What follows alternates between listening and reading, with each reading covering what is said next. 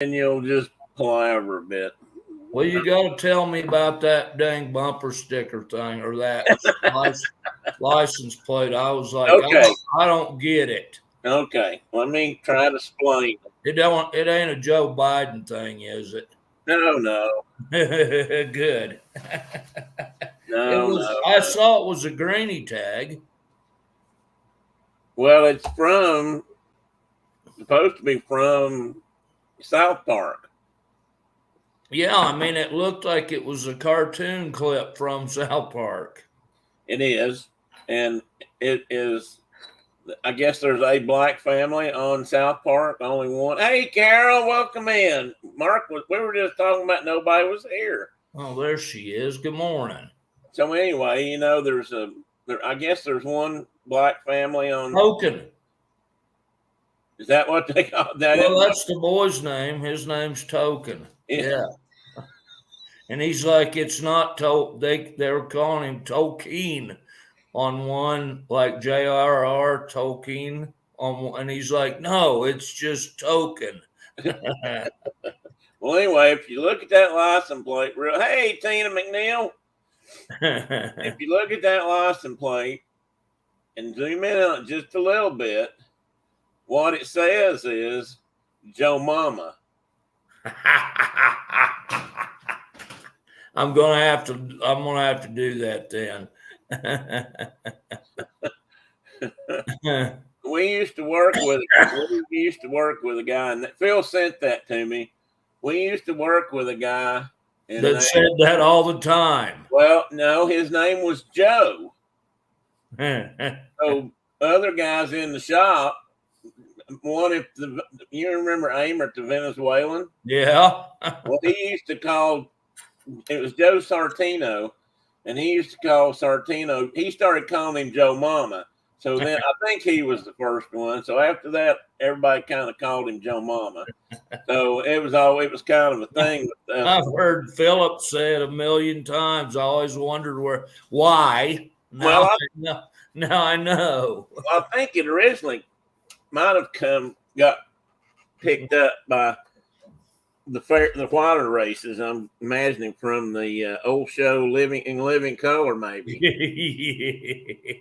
Because there were several people came out. One of the finer pieces of comedy ever created. Absolutely. Welcome in, Brenda, my wife. There's nothing like the head detective. Remember, he had his hands.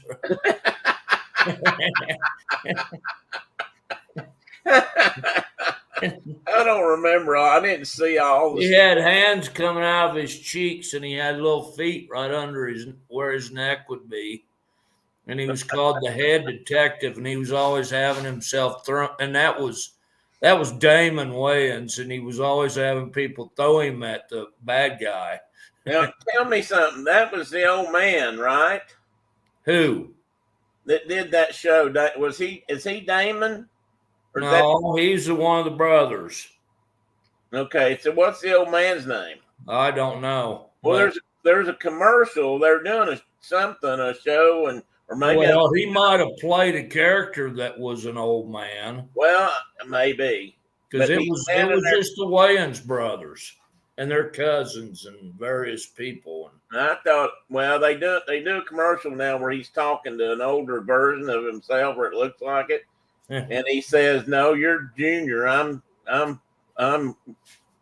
Oh, that is Damon Wayans with his actual son. Yeah, right. Okay, right. And his son also does comedy now. Yeah. And they're doing something together. Their whole family does comedy. They're fun. Anyway, so there was a newspaper article came out about me, and we had done some wildlife operation in Rock Springs or something, and the town newspaper person had written an article, and they called me Mark Zorns, the head biologist. And the next day, there was my photo, like pasted to my door with hands coming out of my face like that.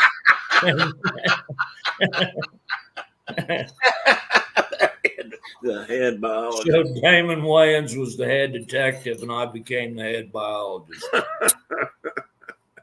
Well, speaking of biology, my wife found a present. We had a present left in the back doorstep. Uh-oh. One day this week, we could have stepped past it and missed it, but she found a shed snakeskin back there. And she said, "Oh, look what we've got." I can't tell. It's so faded. I think it's probably a black rat, but I can't really tell. Was it got smooth scales or keeled scales? No, we'll have to go back and look. I forgot to look at that. If they're keeled and it's up there on the hill like that, it might be a coppery head or something. Well, yeah, it could be. I'll look at that again. I don't know that. If they're smooth, be. if they're smooth, you're fine unless somebody released a mamba or something. Yeah. You get over to the foreign lands and all that snake biology and stuff we learned about good and bad. Goes out the window. Out the window. Can't go by slit eyes or keel scales or right. I mean, they just yeah, they just look like racers. Yeah, they all look like racers. And they'll kill you dead. Oh my goodness! So, how did your annual crawfish bowl go? And anybody else, if you did something special, tell us in the chat. Well, it was the first of. We usually do 3, and I think it was earlier than I normally do them. And trapping was pretty slow. I had 3 traps out, and I didn't catch that much crawfish. I'm thinking it's important to know if it's a copperhead. Yeah, that's correct. Well, only if you're picking it up or stepping too close. But if you're observing, and that's not so bad. But yeah, I mean, the boil went as the boil went. Everybody got. Actually, I probably ought to only catch about that many every year because there was plenty for everybody, and we didn't have to peel tails for a gazillion hours afterwards. So, what do you do with the peeled tails? Freeze them? Yeah, and then make etouffee or something out of it later. Yeah, that'd be good. Etouffee.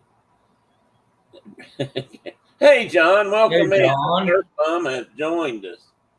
Yeah, Tina, I mean, I don't totally disagree there. You know what you guys ought to do? And you guys and Brenda could all be your own little group in the chat. You should join the Tennessee Snake Identification Facebook page because they've got some lovely examples on there. They had a beautiful. That was a gorgeous big old timber rattler. Timber rattlesnake from. Oh my goodness, was he ever? Was it run over though? I'm not sure. It looked kind of like it was, but looked like somebody clipped it. Yeah, because I couldn't entirely tell the way it was facing. I couldn't see its head that well, but I have a funny feeling it was because. Hey, Chuck, welcome in.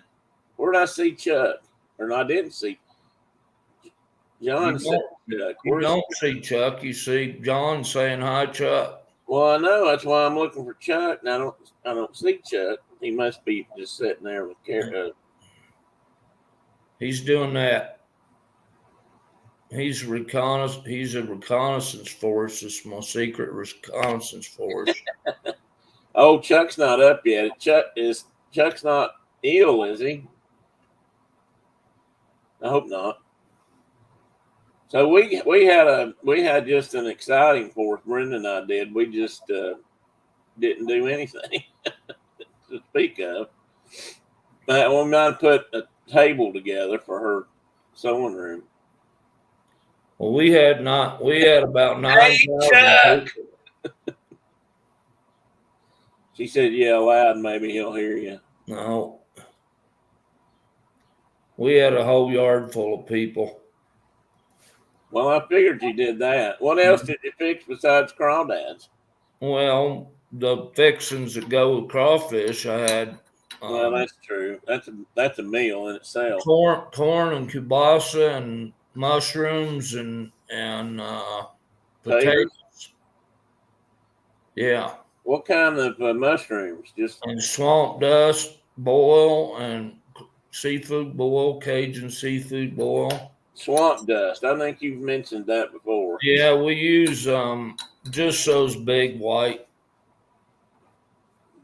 eating mushrooms, whatever you get from the store. Okay, no, you didn't go out and collect anything.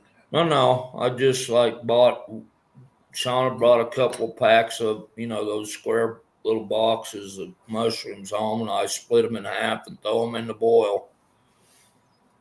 Um, And the last thing to go in is a crawfish, and they're only in there about 7 minutes, maybe, and they're done.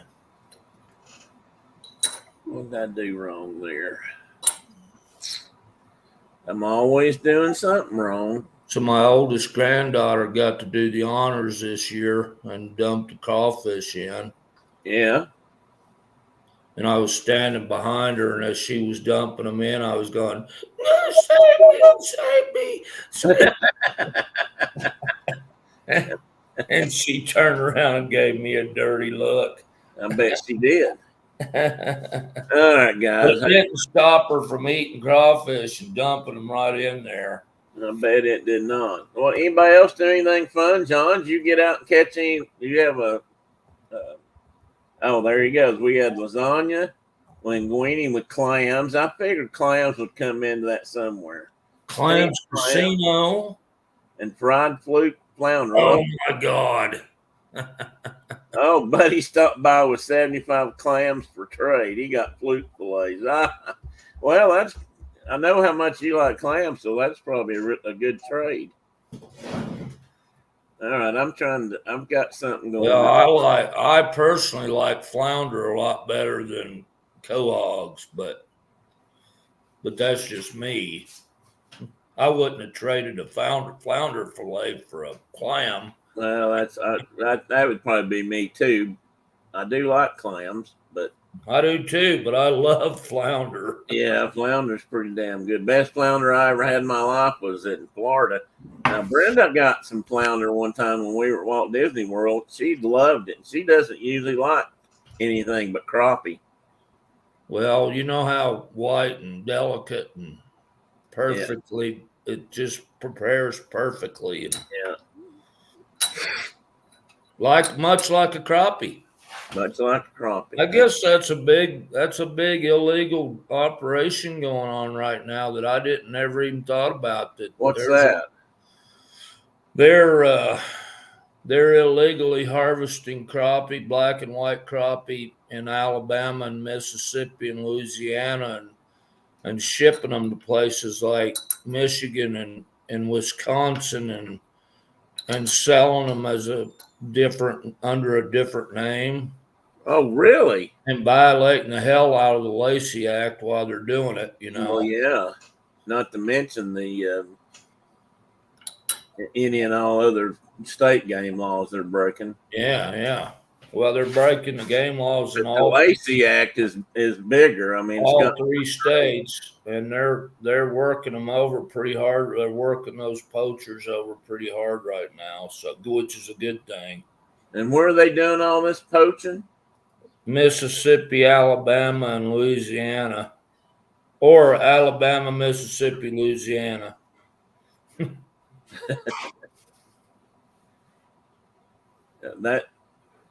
That's they're caught on, John. They know exactly.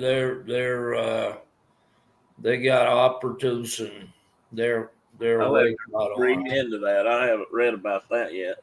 I'm surprised they're not down here unless we just don't have enough crappie anymore. But crappie have made a good comeback. There's some nice crappie fishing here now, but the days of catching 1,400 at a time are over.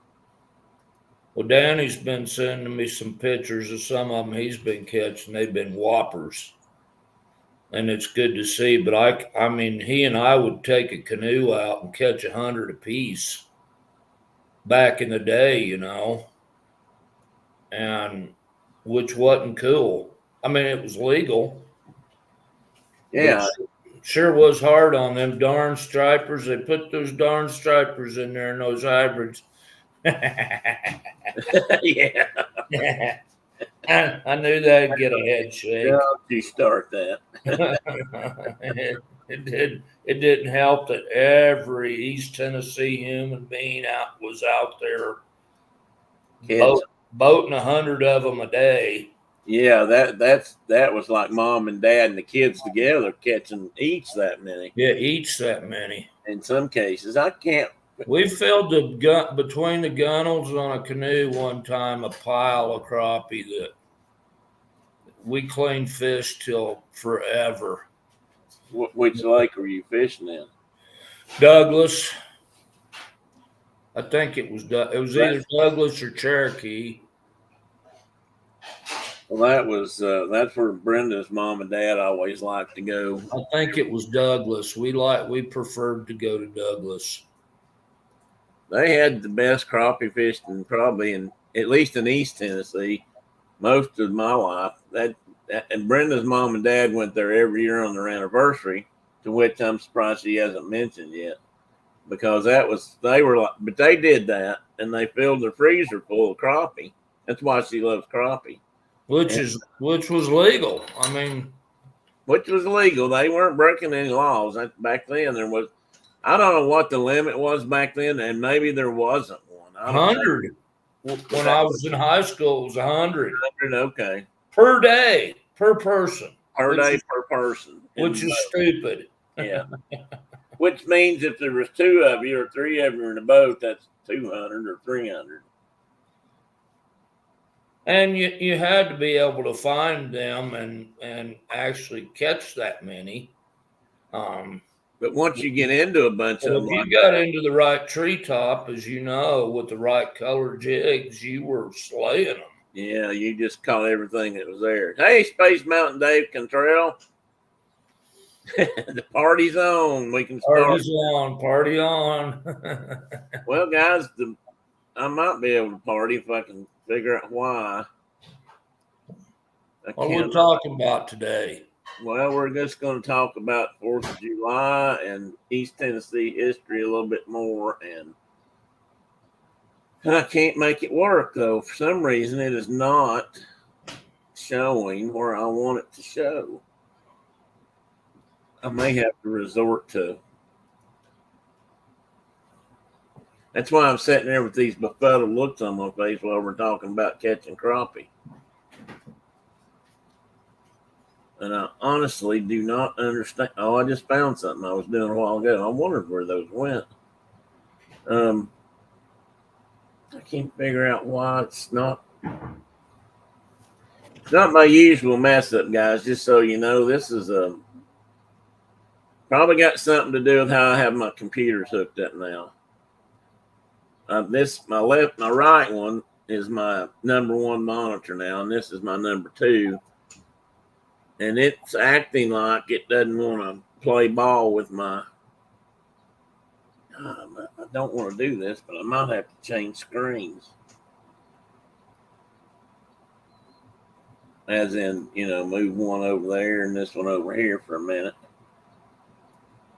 I'd much rather cover up this side. Let's see what happens now if I make it big. You guys can't see all this foolishness going on back here, but you can probably tell by my face that it's not good. Looky there, right straight from Canada. Maple Bacon, good morning, dude.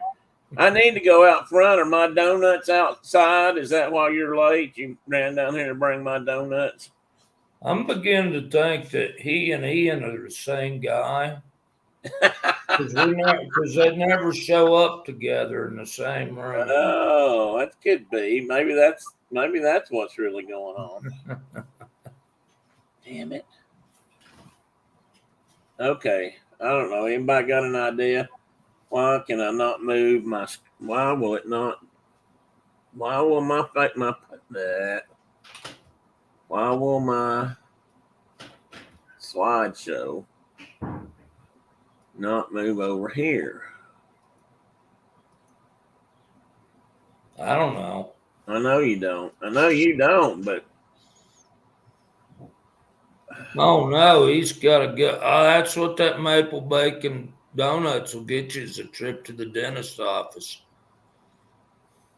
Well, that's because he's not eating enough bacon with the donut to cancel out that sugar. You know how that We're works. taking a Charles Red Man every now and again. We're taking a Charles Red Man or a bloodhound. I bet that bloodhound's long gone, huh? It's gone, buddy. And it was grand.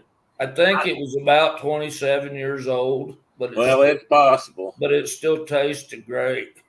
Well, I tried to see if it was at least somewhat squishable, soft enough that it wasn't like a rock. I bet they haven't made it in 25 years. So. Well, maybe not. Hey, do you remember when Which is why it cost you like $1 bazillion? It used to be like 75 cents. Yeah, it's actually terrible. It went. I used to buy boxes of it that didn't cost what you paid for that. Oh, I know. But I know that was terrible. You just should have said, "It's too bad, dude." Well, I wanted to find you a plug. Too bad. You ain't getting no steak biscuit, and you ain't getting no bloodhound. I told you that. A doggone good chew. Well, I had to find some, and I wanted to send you some, and that's just in this particular case. That's just what it cost me. That doesn't mean you're going to don't expect any every birthday. I'm not going to have a regular shipment. Probably not. The next thing I need to accomplish is figuring out how to get you. It ain't going to happen, dude. A steak biscuit. Steak biscuits is what I'm trying. Oh, it's going to happen. I'm going to come back there, and we're just going to go. Come here, buddy. Pedro. All right, anybody else got an idea? I know I pre-booked my dentist appointments months in advance for routine cleaning and checkup on Saturdays because I can't get in during the week. I see. Hi. Well, yeah, that's a good point, Tina's. I was thinking Carol must have said dentist on a Sunday. Oh, it's not a Sunday; it's a Saturday. But just the fact that they're there on the weekend is kind of surprising. I don't know if I've ever been to a dentist on a Saturday. You have donuts, but you only have 2 left. Oh, man. I tell you what, when you show up down here and you're dragging that Airstream up 66 down here, and you start to pull in the driveway, and wait a minute, don't say that right in the middle of this conversation. Hold on, I'm riding my motorcycle. Well, that's just, I need to wait. Well, he's got to wait till I finish this statement. You better have donuts here with you, not eaten already in the crumbs in the box. Now let's go to this other. You can't drop a bomb like that in here, not give me time to think about it. You're getting your motorcycle license. You said I'm riding my motorcycle license next. I didn't know you had one. I'll try to pop in later. All right, bye. Now, see, he's going to drop that bomb. He's going to leave. Oh, geez. It is Saturday, isn't it? I guess that's why I'm watching Saturday Morning Shine. That's exactly right, Carol. This is not Sunday Morning Shine. This is Saturday Morning Shine. Guys, I'm about to get mad. Well, it ain't worth it. Don't get mad. Well, I know it ain't, but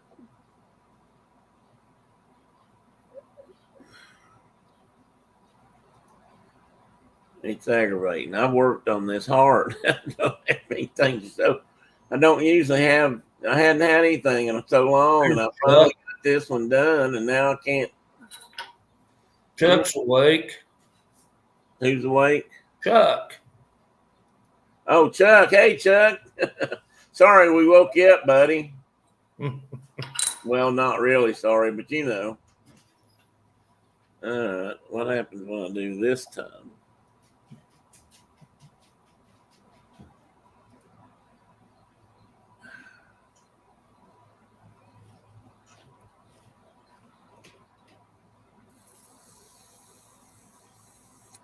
Okay, guys, I'm going to ask you each.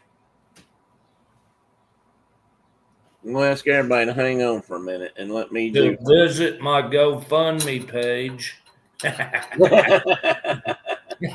No, that's not a bad idea. I'm going to ask each of you to visit the GoFundMe. No, I'm going to ask you to. I'm going to black out and I'm going to change my monitors real quick. Hang on. Then I'm blacking out too. No, I'm coming right back. I'm just swapping plugs. It won't take me but a minute, but you won't. Okay, Oh yeah, actually, you'll probably see me. Let's see what it's going to black take. away. Yeah, I can narrate. It's all shaky.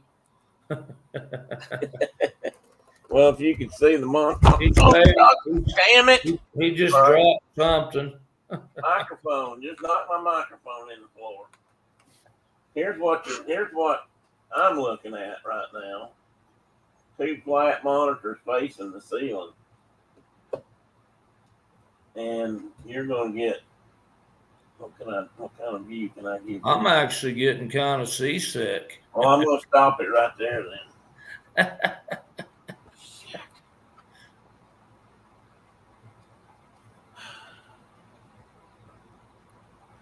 Of course, it won't be as easy as I said. So, John, I catch those crawdads right here in the river that's running across the property. Yeah, keep everybody. Tell something, Mark. Keep me.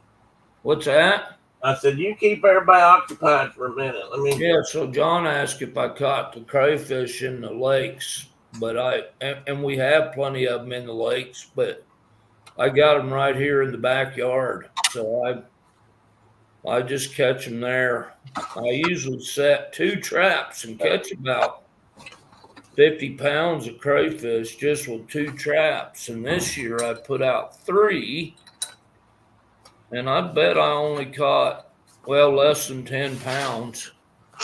How many dozen you think? And they were little. They were smaller than normal. So I'm either overfishing it, which is possible.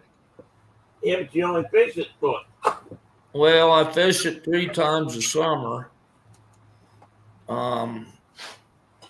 But the water's really cold this year, and it's up, and it's running hard, and that's probably the reason why it was slow fishing. And I didn't have the right bait. I have lots of excuses. I was using old grouse parts and chicken parts and steak parts and leftover stuff and some freezer burned salmon. And There's your problem. normally I just get white suckers or Utah chubs and chop them in half and throw them in the trap raw. Right.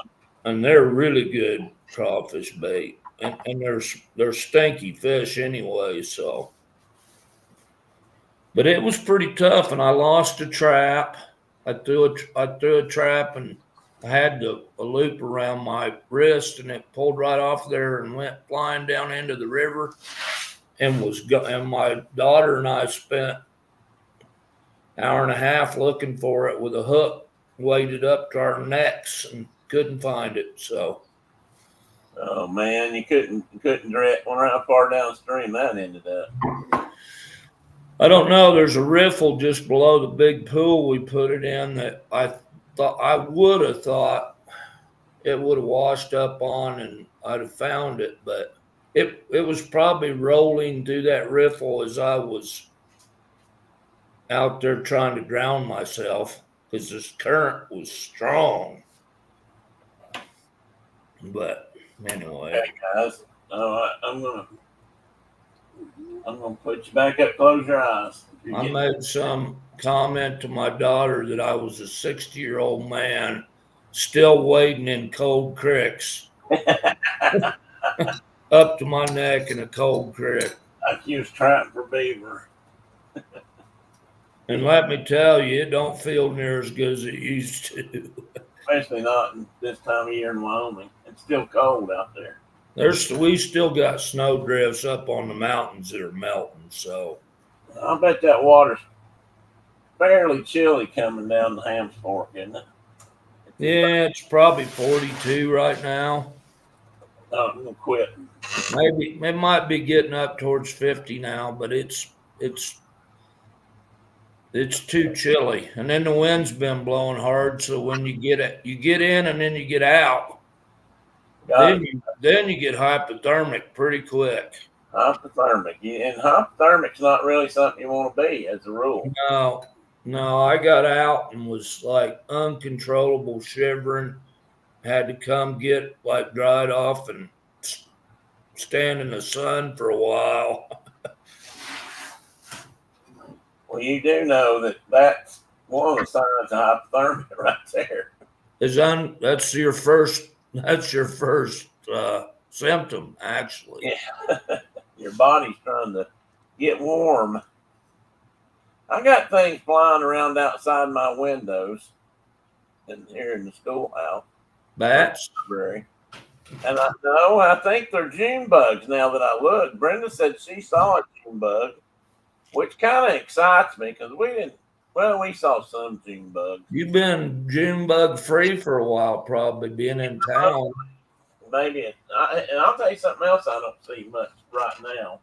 And I don't remember seeing one recently, and that's Japanese beetles. You know, some people used to say, "Oh, that's a June bug." I said, "No, it's not a June bug. That right there is your basic Chinese, Japanese beetles." Japanese beetle that's eating all your elm tree leaves and stuff. I've seen them denude a tree. Yeah. Species, and then sometimes they'd come back. Sometimes they didn't. So, do you guys have any whippoorwills or Chuck-Will's widows there?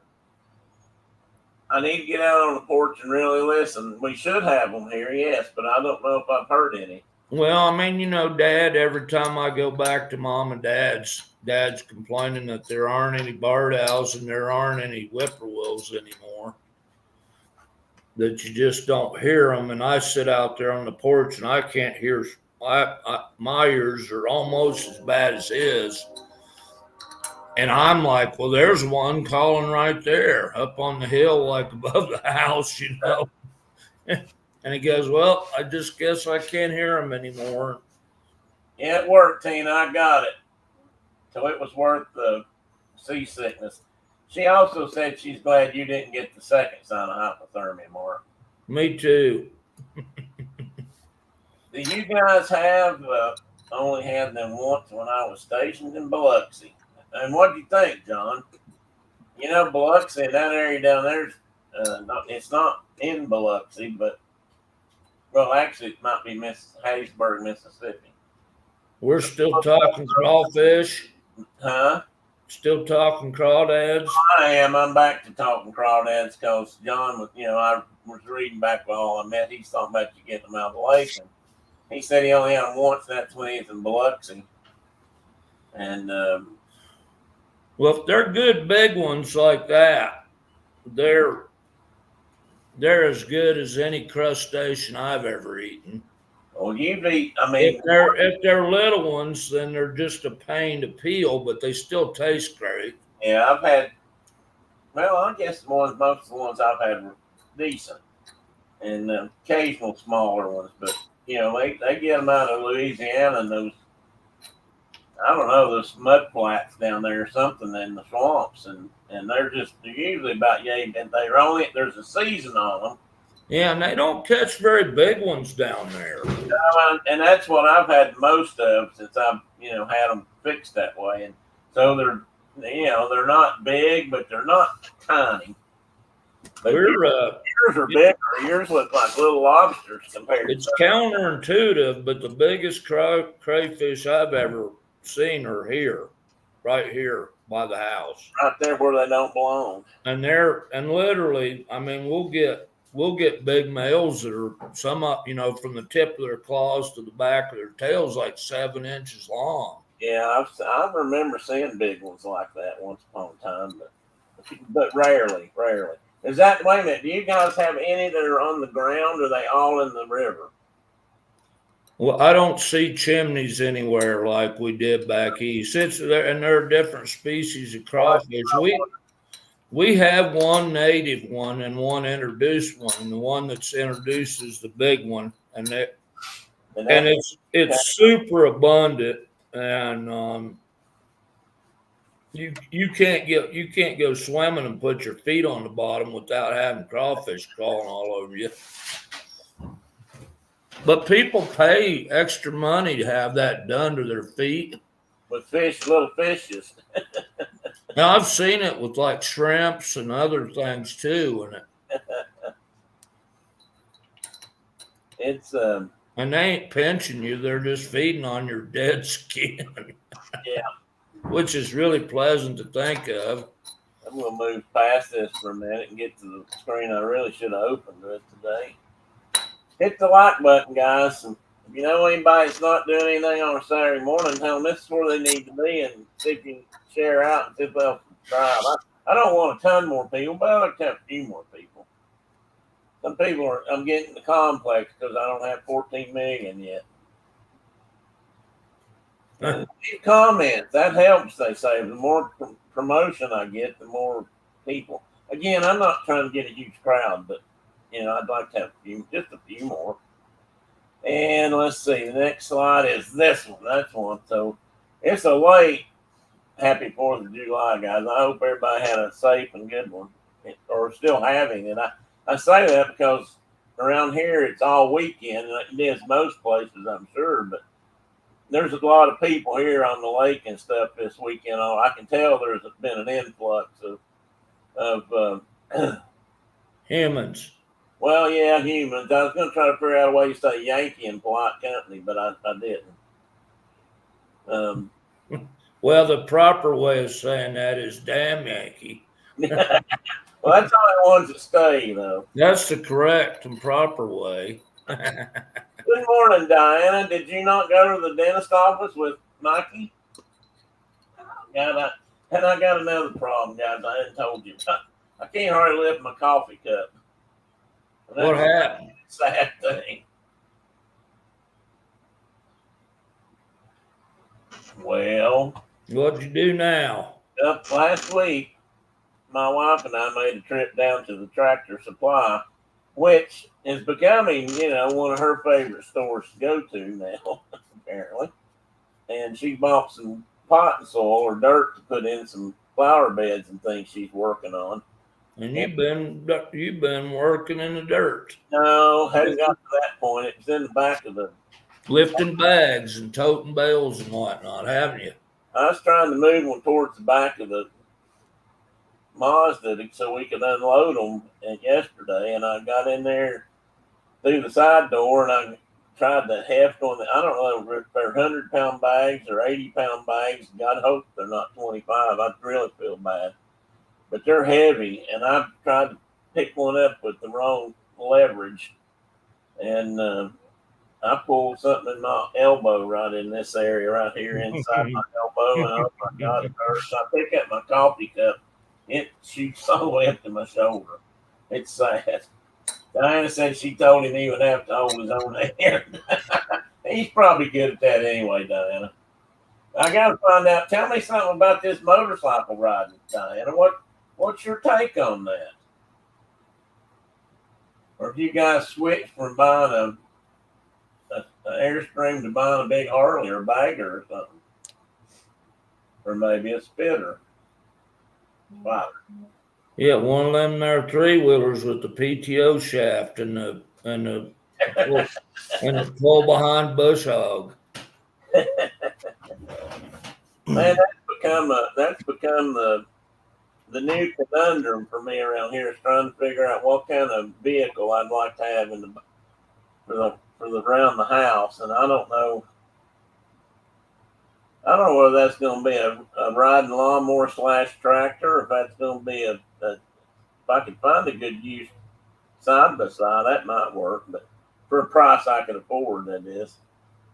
And I can't find most of the ones that might be viable or wore the hell out.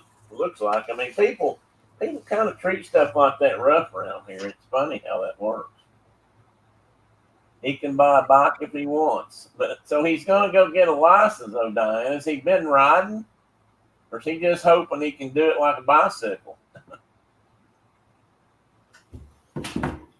Well, he's never mentioned that to me, I think. I mean, not that he has to, but if he knows I ride or did, he would, you'd think he'd do that. So anyway, I got started today thinking, what can I do this year for 4th of July? And I usually do something history related or, patriotic related or 4th of July celebrations or something. Maybe they can in Canada. He's getting his license. Well, I know, but I mean, you say I already read that. Anyway, so I started out, I thought, well, I'll show some pictures of Rogersville because I hadn't ever got around doing it because I was going to take everybody, I wanted to take everybody on a road trip and drive down through town. But I haven't done that yet either. So as I worked on this, I thought, no, I need to back up as I want to do and add some stuff. So what I'm going to do is start more at the beginning, at least of white settlement. And that's going to really open up your history books, page 372, the part that says settlement of the Western lands, which is beyond the mountains.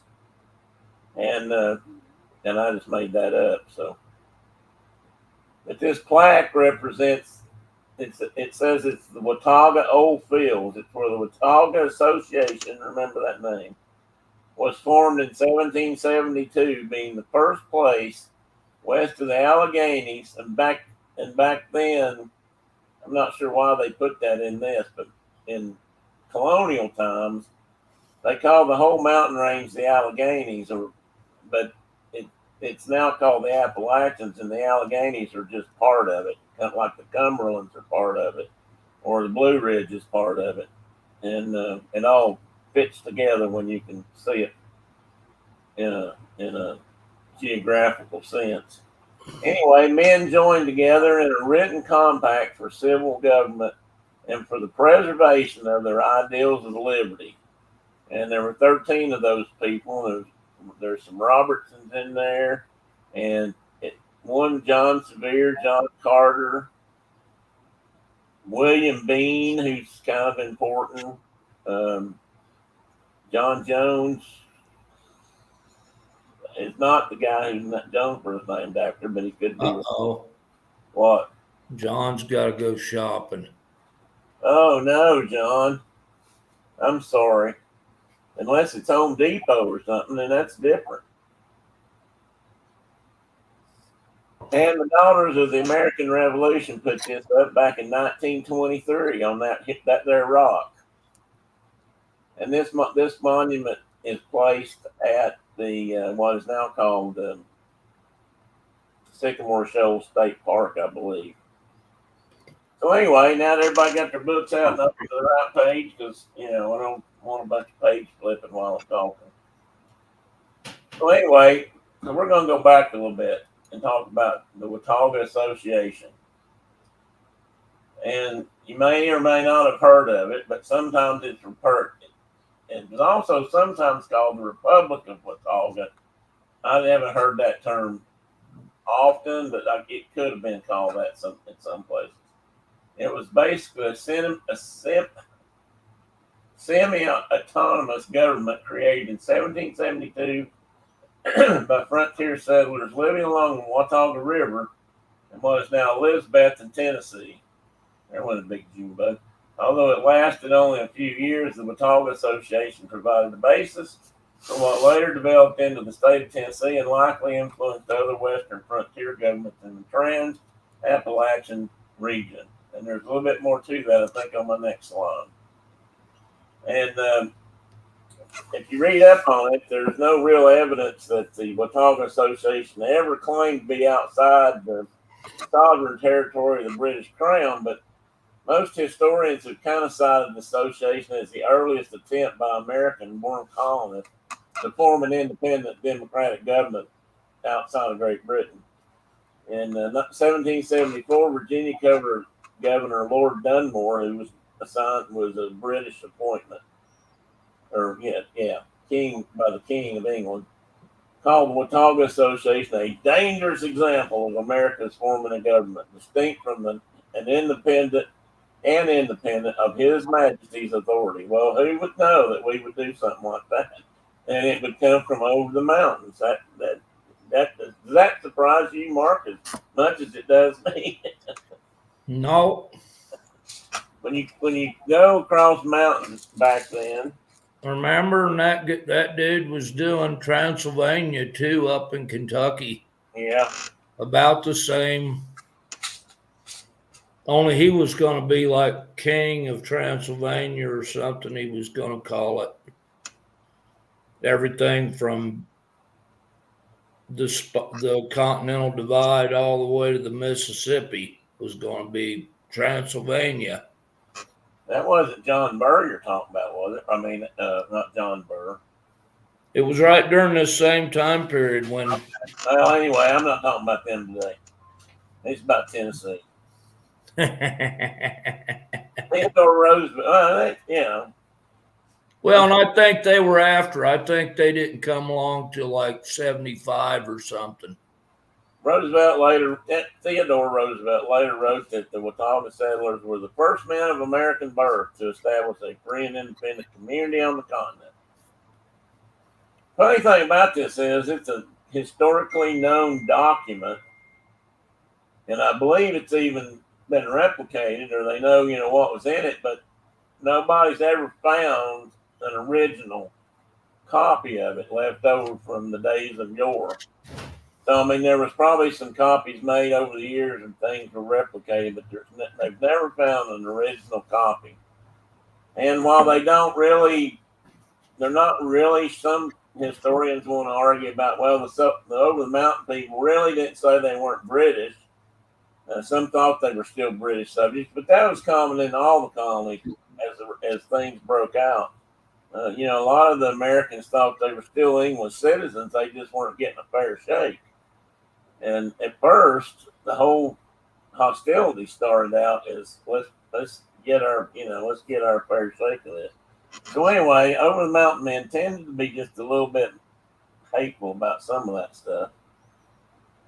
And this is Sycamore Shoals State Park, and there's this sign. I don't know if you can read that plaque. That's again at the park here at Muscle Shoals, which is in Elizabeth. And there ain't no way we're going to read that plaque. I think so, unless you can magnify it really big. But anyway, it's like in a million font. They were talking about the muster of the Over Mountain men, and this was important during the Revolution. Because this is where the trappers, and I guess they're mostly the free trappers and the frontiersmen and the farmers and whoever else was over the mountain. When Ferguson threatened them that he was going to come lay waste with sword and fire over the mountains if they didn't buckle down and claim that they were still good, solid citizens of His Majesty's king. He was going to come over and show them what for. Too bad for him. But he found out the hard way that didn't work out so good. And the Over Mountain men actually gathered around here, and this is northeast of Jonesboro, I don't know, 20, 30 miles max, but it's not as far. I mean, it's not that far away, but it's all kind of part of the same thing. It all kind of changed down through there where they were settling and whatnot. This is where they gathered. This was a known gathering and trading place over the years. So some of the early traders were in this area, and settlement was there too. So all these little towns strung down through here are kind of connected that way. Anyway, so the Over Mountain men gathered up and rode across the mountains and said, "Hey, Bonnie Ferguson, come out and show us your fancy rifle." And Mr. Ferguson did. And unfortunately, he never got to go back and see Scotland. But his rifle's cool. His rifle is cool, and honestly, if the British Army had decided to make his rifle the common arm of the day for the soldiers, they might have been hard to beat. I mean, that thing shot 6 or 7 times, and half the time you could shoot a rifle musket or smoothbore musket, for that matter. And it was a rifle, so it was more accurate than most smoothbores anyway. But he was supposed to be a really good shot, and that's why he invented the rifle and wanted to turn it into the standard British musket or arm. And legend has it that he had a beat on George Washington at the Battle of might have been Brandywine. It was one of the early battles in the Northeast, or the early parts of the Revolution. And he didn't take it because supposedly Washington, if it wasn't facing him. Plus, British had this idea that you don't shoot officers. You shoot I don't know why you shoot the common man. There's a really good quote from the Civil War that Ken Burns did, from a guy who was from Tennessee and was fighting in the 1st Tennessee Confederate Regiment. Anyway, Company H is where he was from. They quote him a lot in that show. And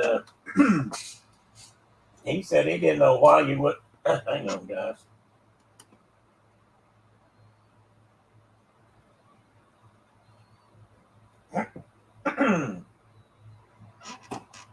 Anyway, he allowed that. He thought you ought to always shoot the lower, the privates, because they're the ones that did all the fighting and the work. So probably right about that. Again, that turned around on because when the American soldiers started fighting, that kind of targeted the commanders and the generals and the leaders, because they knew if they did that, they cut the head off the snake. The rest of the snake didn't know what to do. Just laid there and wiggled on the ground real funny like till it thundered or turned dark or whatever. Tennessee legend. They talked about the 13th Virginia and the 8th Pennsylvania. The Hessians at Paoli and Germantown and Brandywine had a standing order that they were not to expose themselves to those mountain people because they would shoot you from the forest like a savage. And that British didn't get that either. For some reason, they thought you were supposed to stand out there and get shot, not get behind the tree and stay reasonably safe. Our people didn't grow up fighting people that got in little squares. No, they didn't. They grew up fighting people that hid behind bushes and trees. Exactly. No fanfare, drums and pipes and all that, flags waving and all that stuff. And this is a rebuild of the fort, or the I guess it was a fort, I guess. What's the other word I'm trying to think of? A blockhouse. Yeah, well, it's a little bit more than just a blockhouse, but a lot of them were just blockhouses. And anyway, protection against the Indians, and they were dealing with the Palisade. Cherokee, huh? The Palisade. Yeah, they were trying to stay safe from the Cherokees mostly, and partially because they were sort of settling on what the Cherokees considered their land. And there's more to that in a minute I'll tell you about that I didn't realize. Mark, and this is a reenactment scene. Mark, what's wrong with that picture? I don't know. It's little. Well, I don't know how to make mine bigger. Well, maybe you can't make it bigger, but if I see what looks like a Huskers football chair or something. Yeah, that don't belong in that picture. That's a modern one fold up chair. Yeah, there's 3 of them sitting on our porch right now, that exact same color. And they got a big N on them for knowledge. for knowledge. Who's the Nebraska fan? Oh, well, My wife's people are all Nebraskans, so yeah, we get her daddy had lots of. He was a Husker, and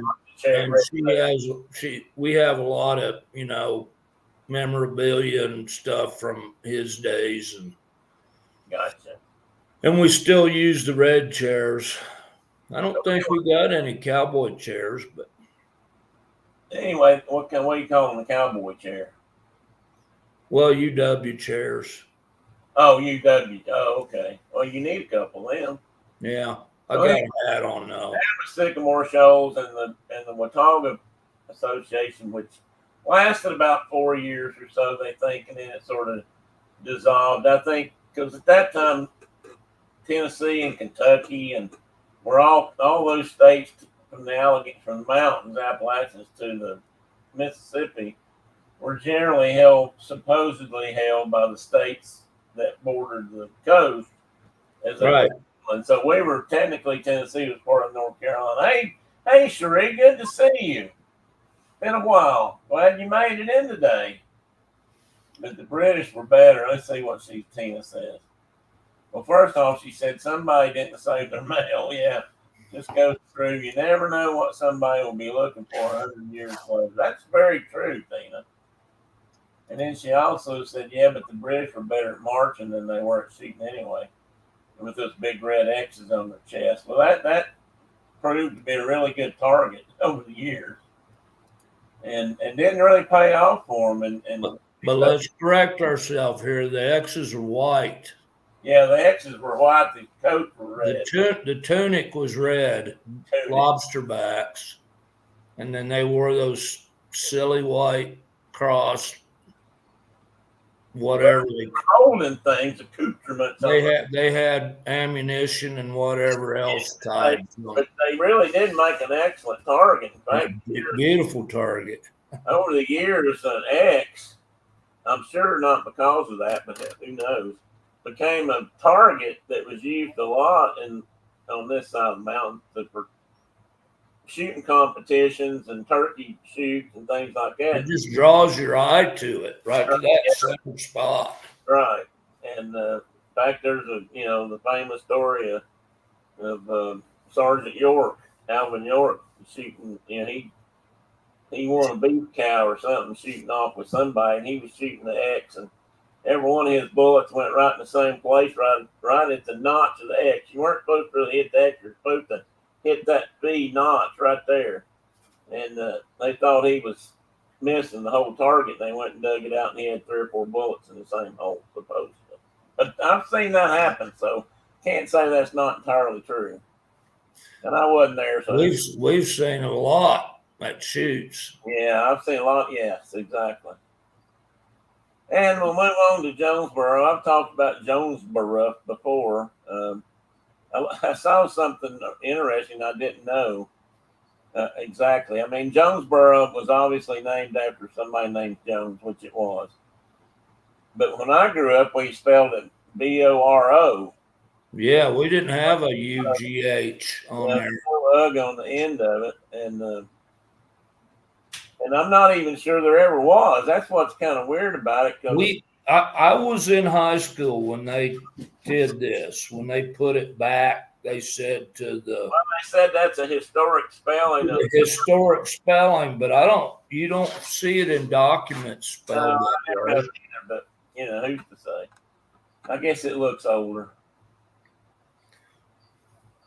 And this actually, I've got 2 pictures here because since I was skipping a little mileage there. This house is the Christopher Taylor house, which was one of the first buildings in Jonesboro. It didn't live here. This house wasn't here. They moved it from the outskirts of town and restored it. And my wife spent at least one summer, I think it was just one, I don't know if she's still with us or not. She spent a summer working in this house as a tour person. She sat at a table with maybe another person, and the town historian, Mr. Paul Fink, who has passed now, but who probably knew more about Jonesboro than anybody alive back then.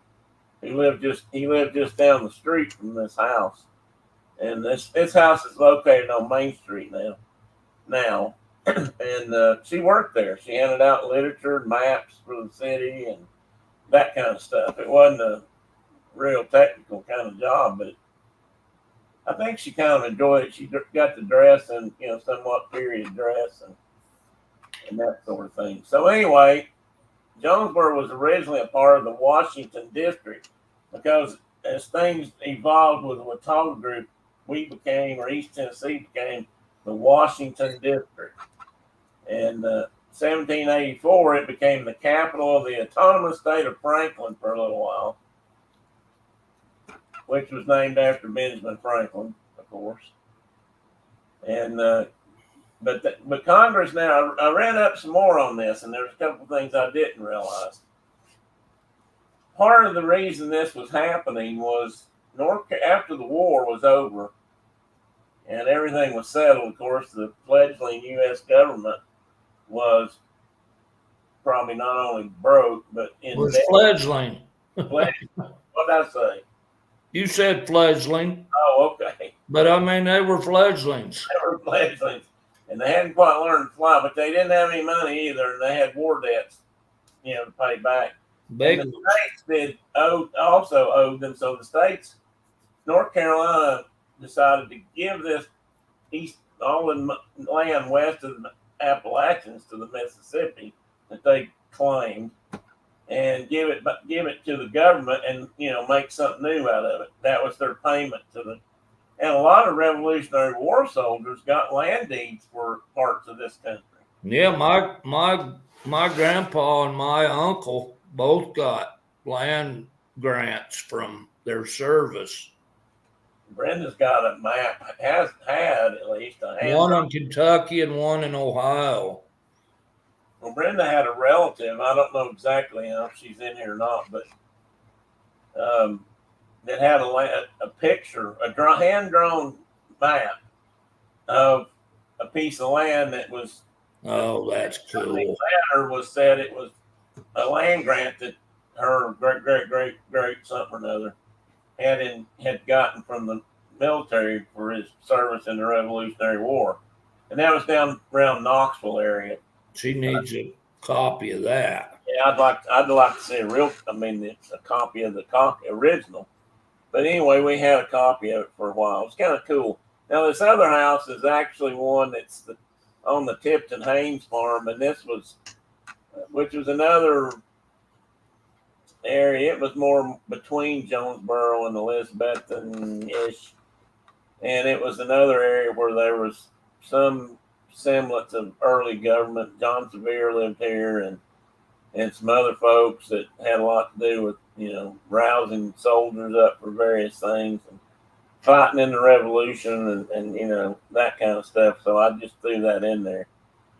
It wasn't a clapboard house originally; it was log. And this was what the state of Franklin basically amounted to. And a lot of these names then were named after Revolutionary War. I want to say Patrick Wayne, Mad Anthony Wayne. That's exactly right. Sullivan, Washington, of course, and Spencer Green, who was named after Nathaniel Green. And there's a lot of counties or towns in this state, or not this state, this country. I read this that are named after Green, but it's either the only county in the country that's actually spelled the way he spelled it, or it's the only town, the city of Greenville, that's spelled that way, which I didn't know, that has the E in it. And most Greenvilles you see don't have the E. In fact, a lot of people spell this one wrong by leaving out the E. But Green with an E on the end is how Nathaniel Green spelled his name, and that's who it's named after. And then Blunt. I didn't know Washington County was split had Unicoi. Yeah. Well, if you look, Wayne County is actually now Carter County and Johnson County. They split it up too. I don't know. They just got rid of Mad Anthony entirely. Yeah. Why? I mean, kind of hate that, but that's what happened. Washington County retained the Washington name, and I don't know where they got Unicoi unless that's a native name or some bastardization of a native. Well, in Sevierville and Blount County. And Blunt and Sevier were both early. And it's interesting that there was Caswell County, which is definitely a North Carolina name. Yeah. Right over there at the Outer Banks. A bunch of that Caswell is a big name over there. And let's see, Spencer County is where I live now, which is now called Hawkins County. I don't know why they changed that name either. I didn't read about all of those names and how they got there, but I read the brief part.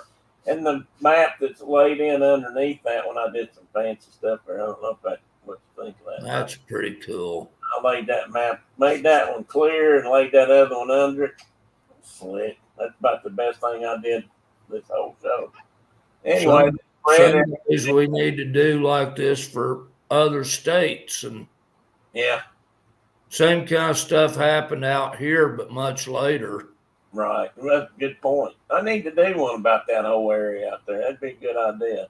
I mean, the county I live in is Lincoln County, but it used to be part of Unicoi County, which went from the southwest corner all the way to Yellowstone, or including Yellowstone. The whole western, quarter of the state was one big county. And at some point, Lincoln obviously is from Abram. Yeah. And then they made Teton County to the north. For the mountains. For the mountains, yep. And so, do you have any idea how Unicoi is related or where that name came from out there? It's a Ute. It's an ending word. So Unicoi was probably, like I said, some bastardization of the Cherokee word. I mean, the state Tennessee is a use of the word Tennessee or Tennessee, Tennessee. Yeah, and I said if I said Unicoi County, I mean Uinta. Oh, Uinta County, yes, Uinta County. Well, I was jumping back and forth in time between states. That's right. I know where you're. And there's Uinta Mountains out there too. So. Yeah, and it's part of the Ute people. They were one of their branches or whatever were the Uinta people, but. So anyway, that's what the state of Franklin looked like back then. And this is another map. And if you look at this map, you'll see that this map. So it was just that piece of Tennessee? At that time, I always thought it went clear to the river, but it didn't. What do you mean by the river? Oh, the Mississippi River. Well, the whole state did. The whole property did. But this was the only part originally that they were going to call the state of Franklin. Got it.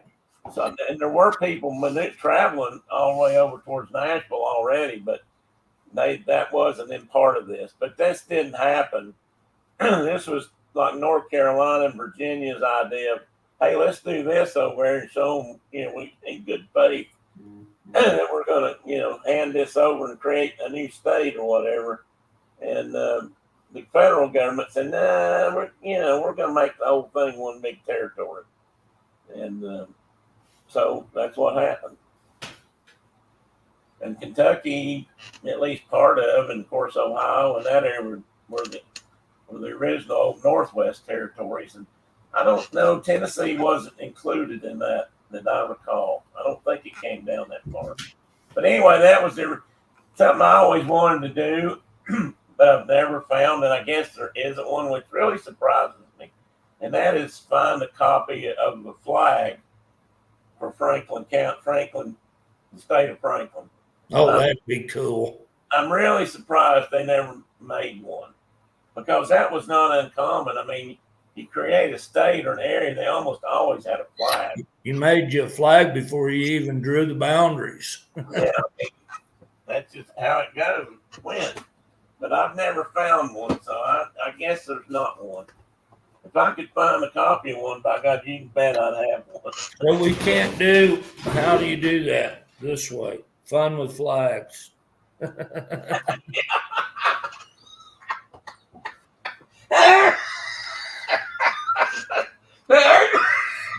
I didn't mean to choke you up. There for a minute.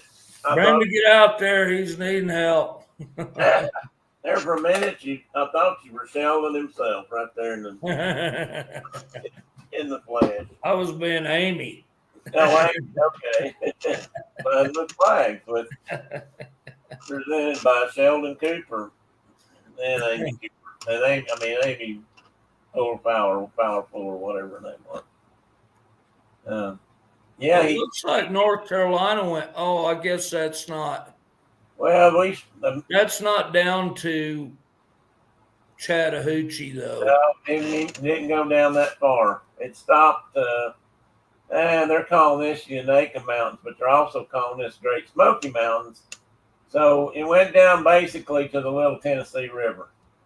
Okay, so everything south of that in Tennessee. Yeah, the bottom of North Carolina looked wrong.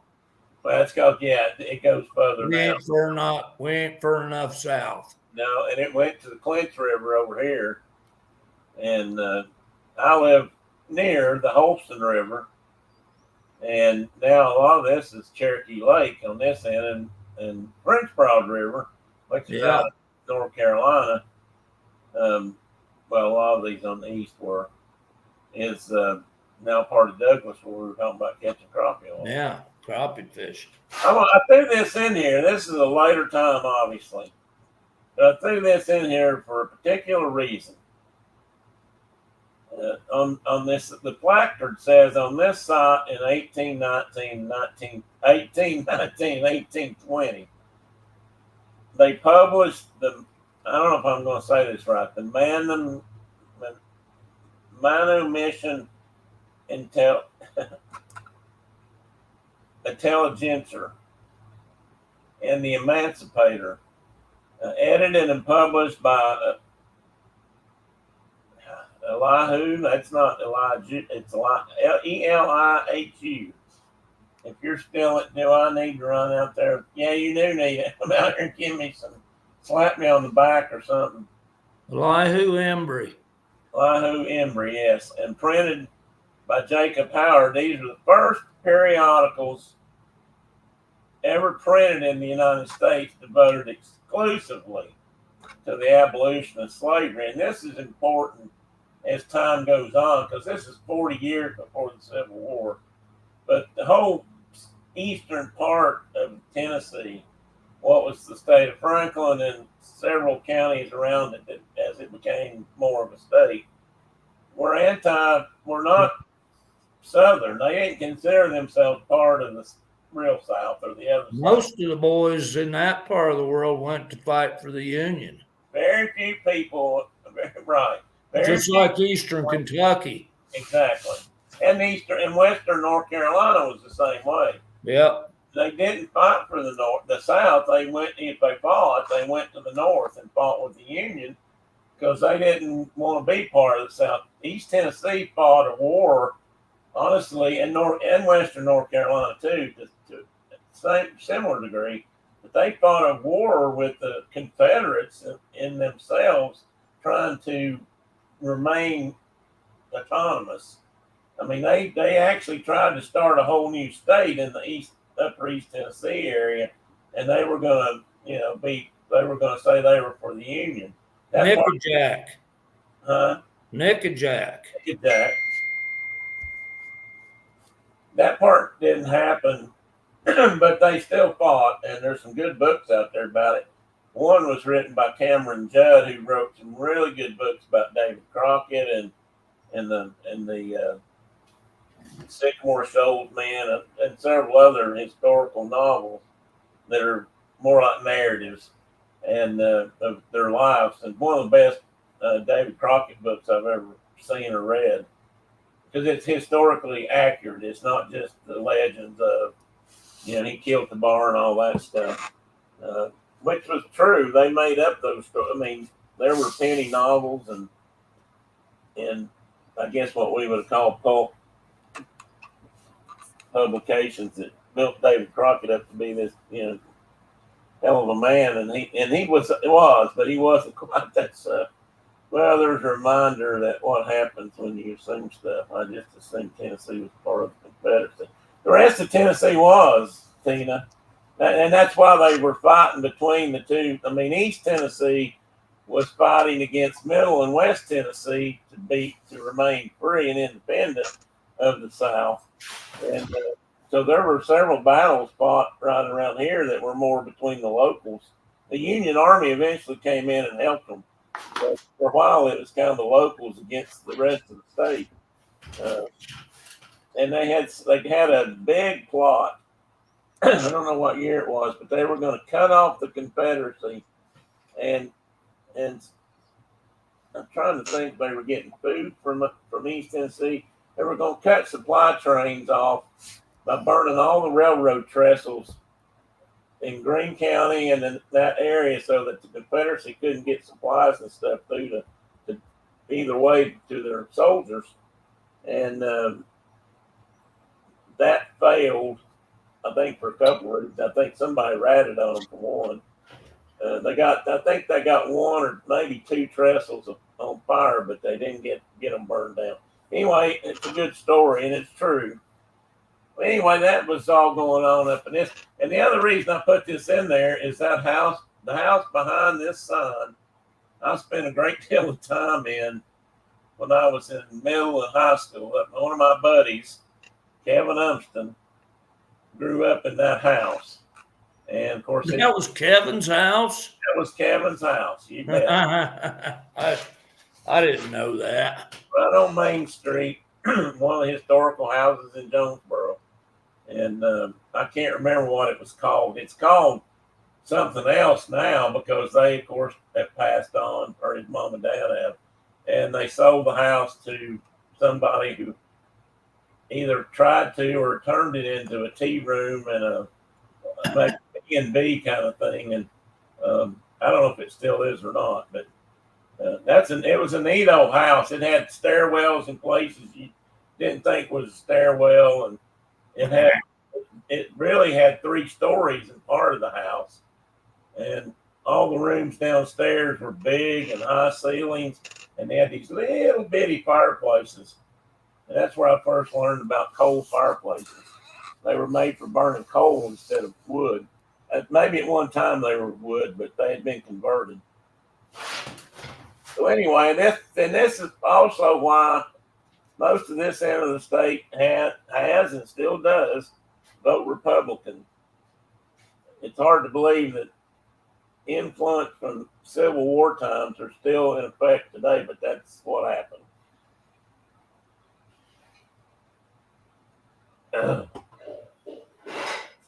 Okay, let's see. Moving on. And of course, we've also spoken about Greenville, and this was the next important town or city, even if it wasn't necessarily. Jonesboro is considered the oldest actual town in Tennessee. There seems to be some dispute between Greene County and Hawkins County, where I live now, and who was number 2 or who was number 3. I read something that said, but now it's kind of been, even though I've read down here in town that this was number 2. Greene County was number 2, and then, or Greenville was number 2, and then Rogersville came along after it. I don't know. They were all in there together. But anyway, this is just an aerial picture. But Greenville played an important role. This was a capital. This was also after Jonesboro, and I'm not sure why this happened or how. Maybe they were trying to make the government more central in the state of Franklin. This was the capital of the state of Franklin for a while, and this was the Capitol House And I believe this is a replica. That's right. This isn't the original, but it looks like the original. They were made like that. Hmm.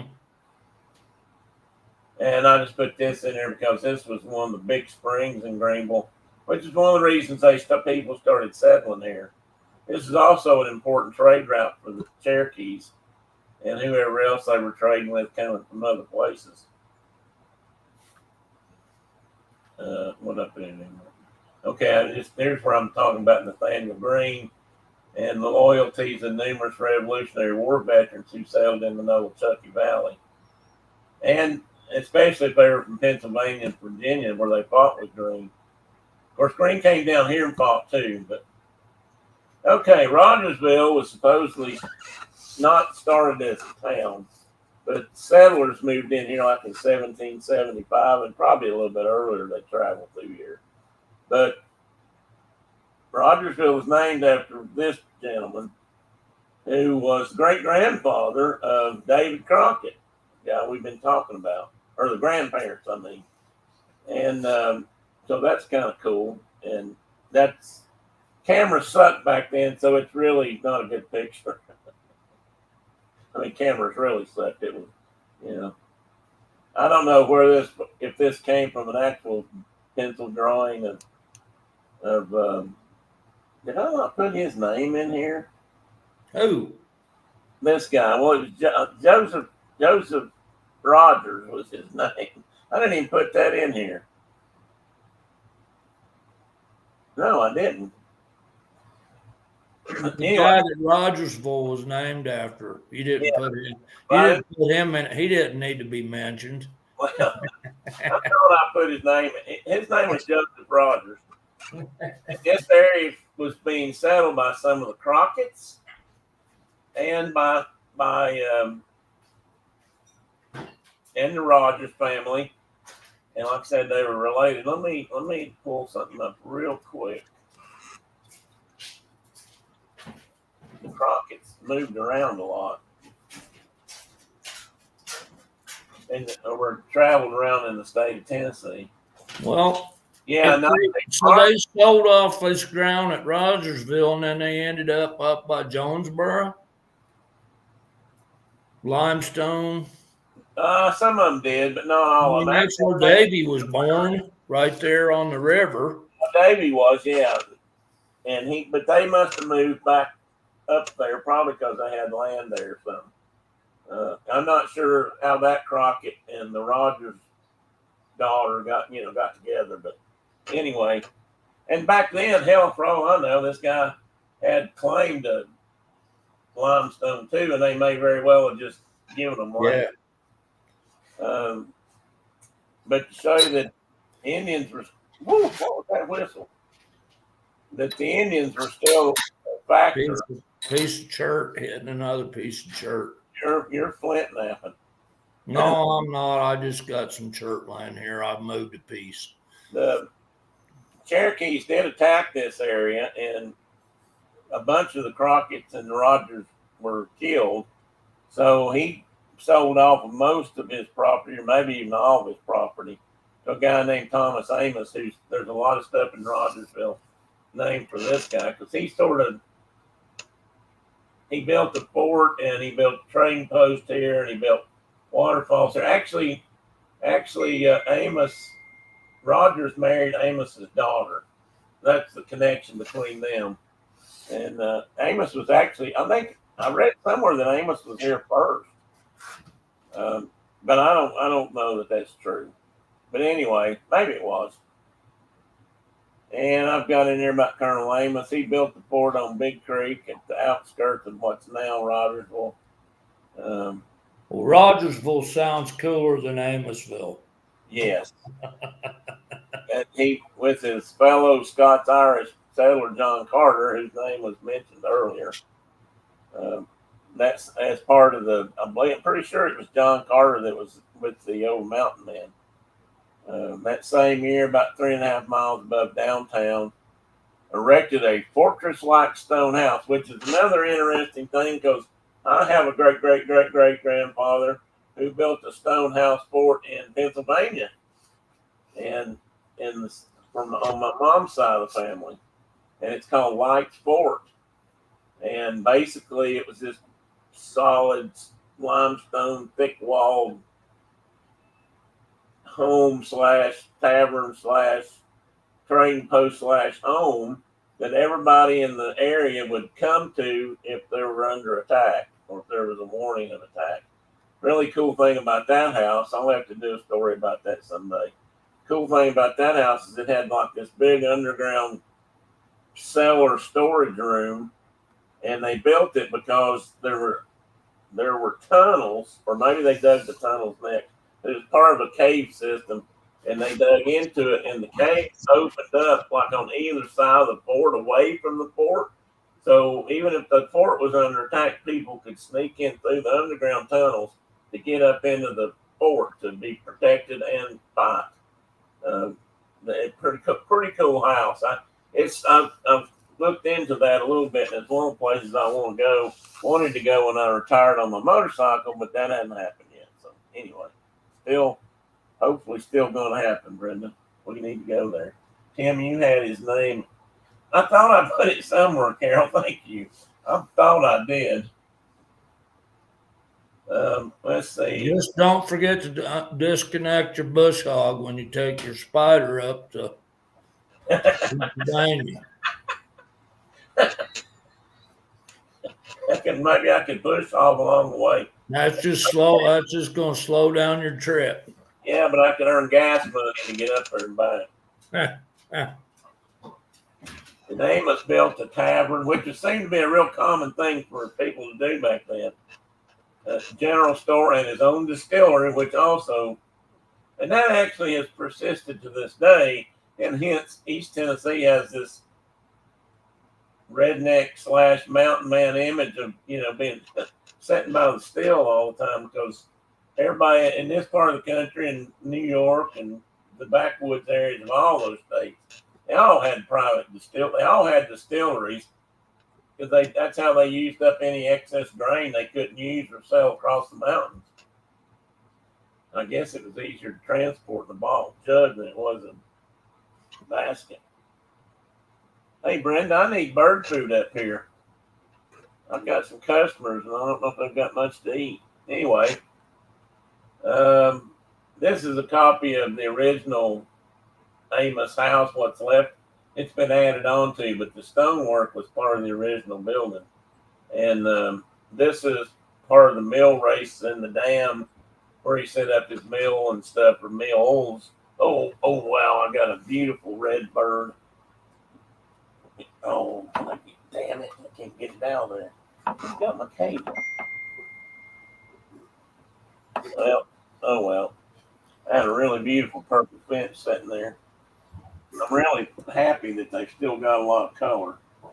I thought you was pointing down at like a ant under you or something. Bird feeder right outside my door here. Oh, nice. And I've got like a French doors that have a lot of glass in them. And Brenda and the bird feeder right out there. The chipmunks use it more than the birds, but birds are looking for something to eat. Their feeder out front must be. I've got a very similar problem to you now, brother. And every time we fill one up, it's empty by dark or the next morning. They might last a day and a half. Yeah, so when we put we've got feeders that we feed a mixed bird seed, millet mix kind of a thing. And then we have feeders that we feed pure sunflower seeds in. We do too. Which have gone up like ridiculous in price. I don't know why.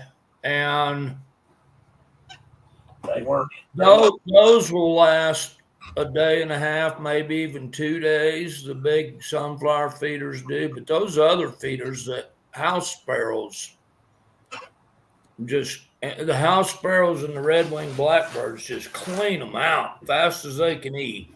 And they're spilling a lot of it on the ground, and the doves are getting that, so I don't mind it that much. But yeah, doves do the same thing here, along with a few other birds picking up off the ground. Even some of our sparrows will, at times. But Yeah, they wear ours out. I believe I told Brenda yesterday. I believe we've raised several broods of purple finches here this year, or house. Well, that's a good finch.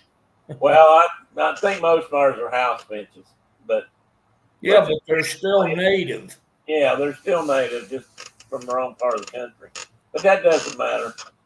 They're still pretty, beautiful birds, and we've seen a lot of their immatures be brought to those feeders.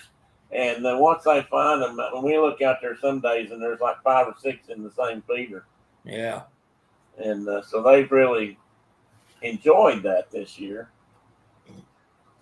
Anyway, that's a diagram of Hawkins County and a picture of it on the map.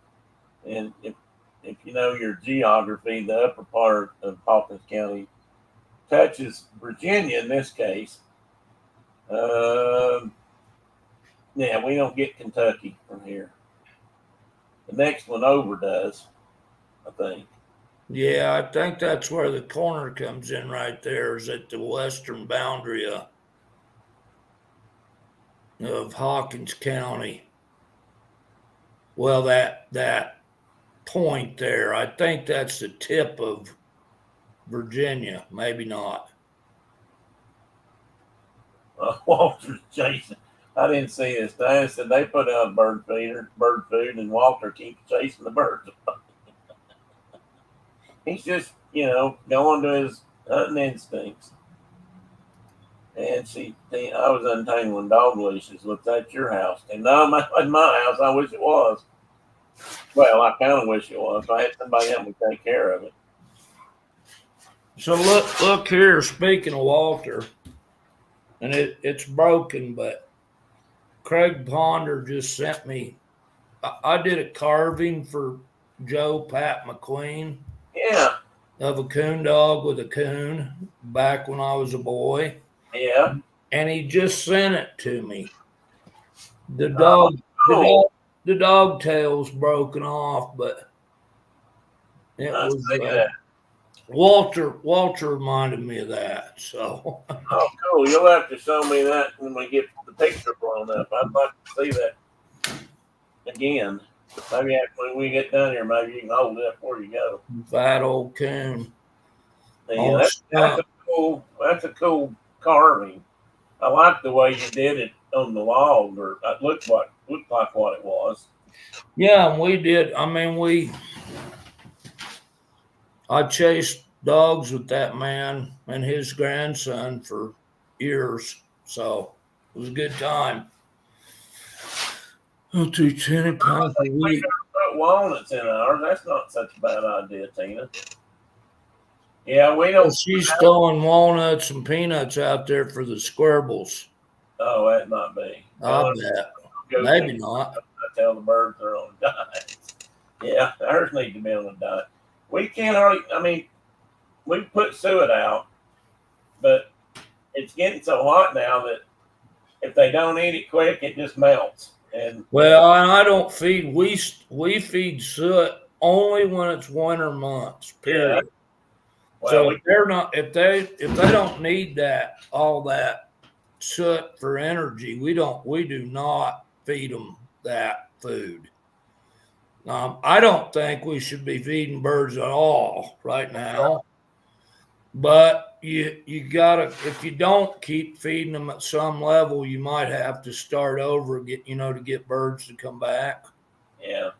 So we worry about that, but we feed an awful lot of English sparrows, and who I have accepted in my heart as my people. Well, but not really.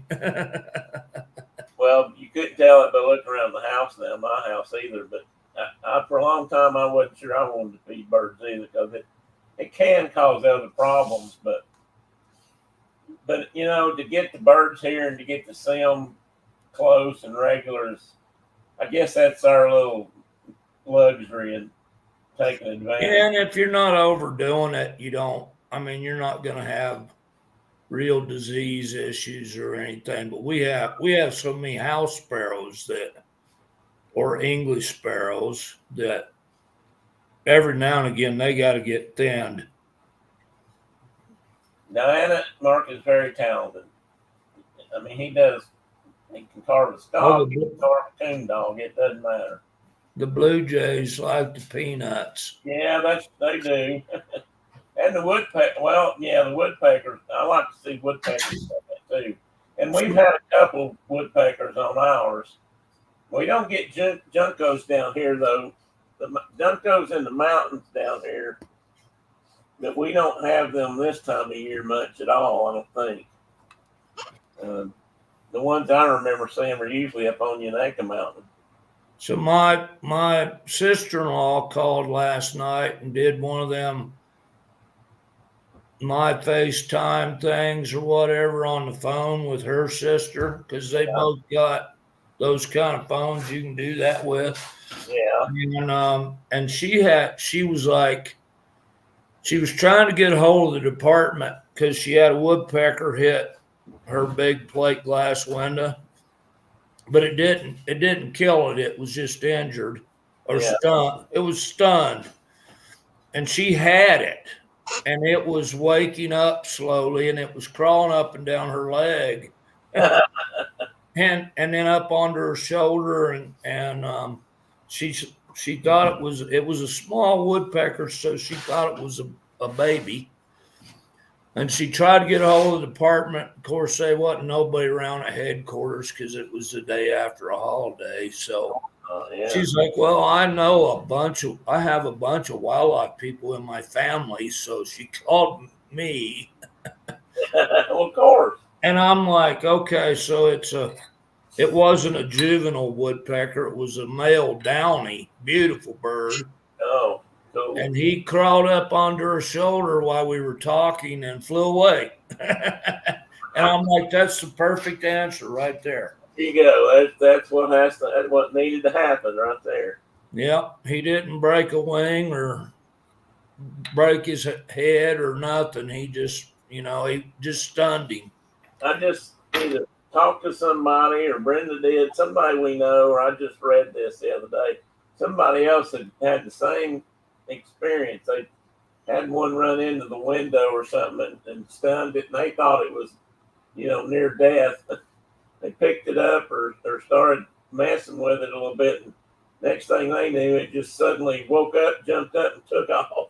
That's what I was telling her to get like an eyedropper and some Pedialyte. Yeah. And give it some electrolytes, and then just to set it somewhere a cat couldn't get it and let it recover. And it did all that on its own while we were talking. So it was great. Well, Tina, you got to tell me about the motorcycle problem, but we'll talk about that in a minute. I like woodpeckers. I just think they're cool. And this is some of downtown Rogersville here, that one of the older churches. Neat thing about this part of the state, there are, I think, within this given area of East Tennessee, I think we have more houses that were built prior to, maybe it's 1850, than any other part of the state. Really? Yeah, and I got pictures of a bunch of them. And of course, and guess what one of them was? Little house with a red door in Greenville. Yeah. Somebody almost bought. But it had a rotten foundation. Yeah, unfortunately. So anyway, but that's downtown, not at Rogersville when there's a festival going on. And I don't know if there was this weekend or not. Honestly, we didn't find out. I didn't check in time. Well, I had no idea, Rogersville. I haven't been there in forever. I didn't even remember that it had an old downtown district like that. It looks a lot like Jonesboro. It does exactly looks like Jonesboro. But tighter, to me, it seems. Jonesboro's a little bit open. I mean, even though it's house to house, they're just not as big right space. But is that Herbie? I was getting ready to ask anybody in that picture. Yes, Herbie came to town and was visiting. That's cool. They got a lot of cool old cars. It must have been cool old car week. Well, around here, if you have a festival, you got to have a car show. And everybody and their brother digs their restored something out of the garage, uncovers it, dusts it off, and brings it into town. It does, Tina. That's very true. I was trying to figure out which way we were going.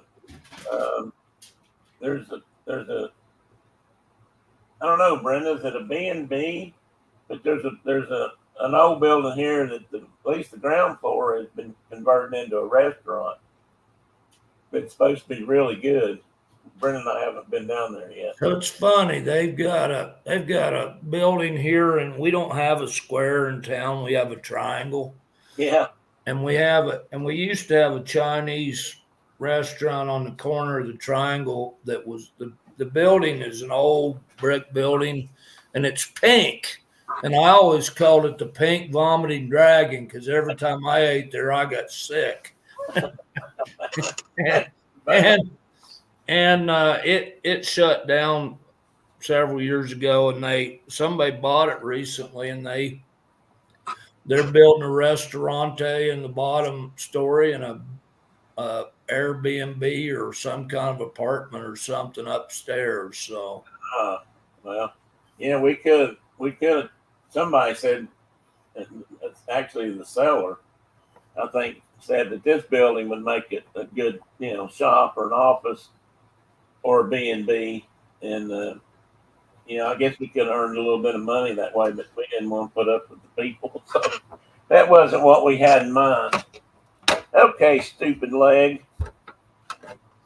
My dumb leg just knocked something over and I didn't even feel it until it started banging my other part of my leg. Tina says, how many times did you eat there before you thought you'd stop? Good question, Tina. Too many. We don't have a lot of options for.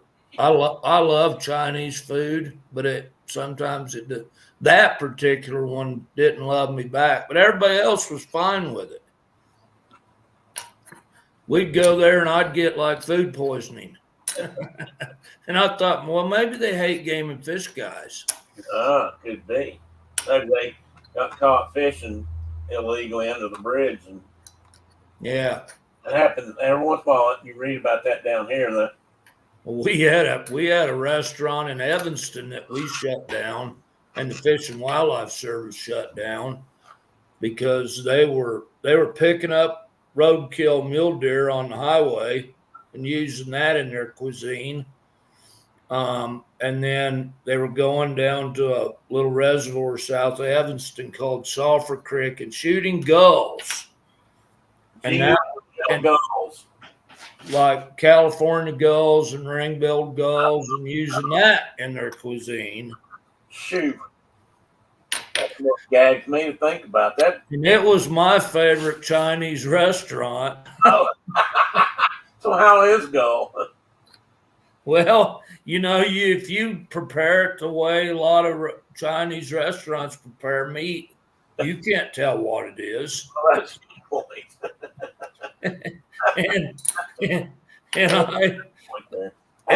But they reopened, so they're back in business, and hopefully they're not picking deer up anymore. Well, was that? I'm going to ask this question. That's a squirrel, Tina. There's you a squirrel. Can people pick up roadkill in Wyoming? You can now. You couldn't at that time. Yeah, like you can here too. You got to get a permit from the game warden, but you can now. No. Now, I don't think you have to have a permit here. You might have to prove to an officer of the law that, and usually if it's a big accident, that somebody will be there. It might be that you just have to contact the local game warden here. I think that's how they do it here. The only Chinese food I'll eat is shrimp. It's obviously shrimp, and they can't claim it's anything. Well, they could be crawdads, but yeah, it probably is shrimp in some form. I like Chinese. Well, we used to go to one in Casper when we'd have meetings over there in the center of the state, and they had a big buffet style Chinese place, and we called the restaurant Monkey Meat on a Stick. Oh, And you'd get these big kebabs, that were just a stack of various meats. But they were good. they were good.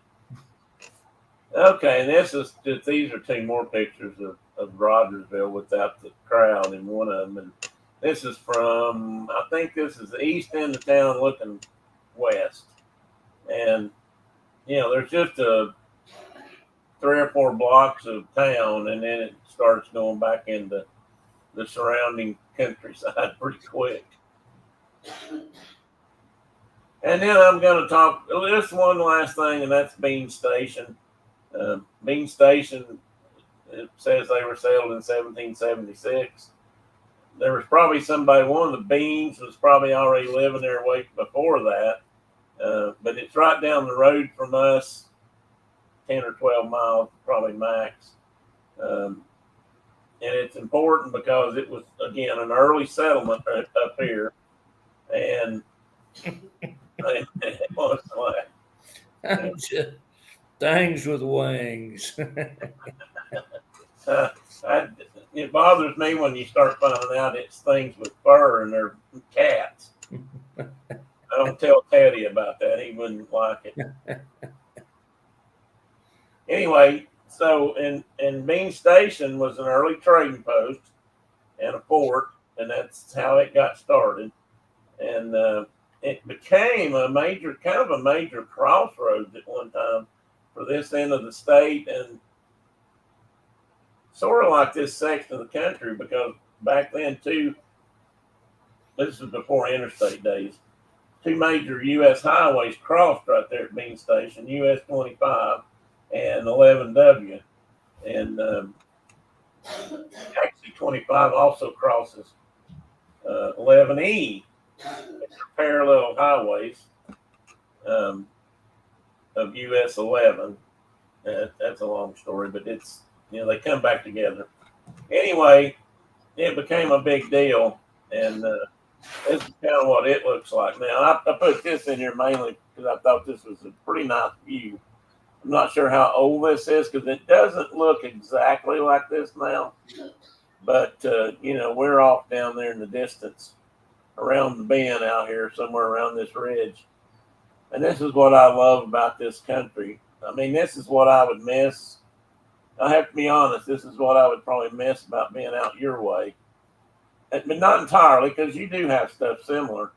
But this ridge and valley section through here, I mean, I'm just surrounded by hills and ridges here all around us.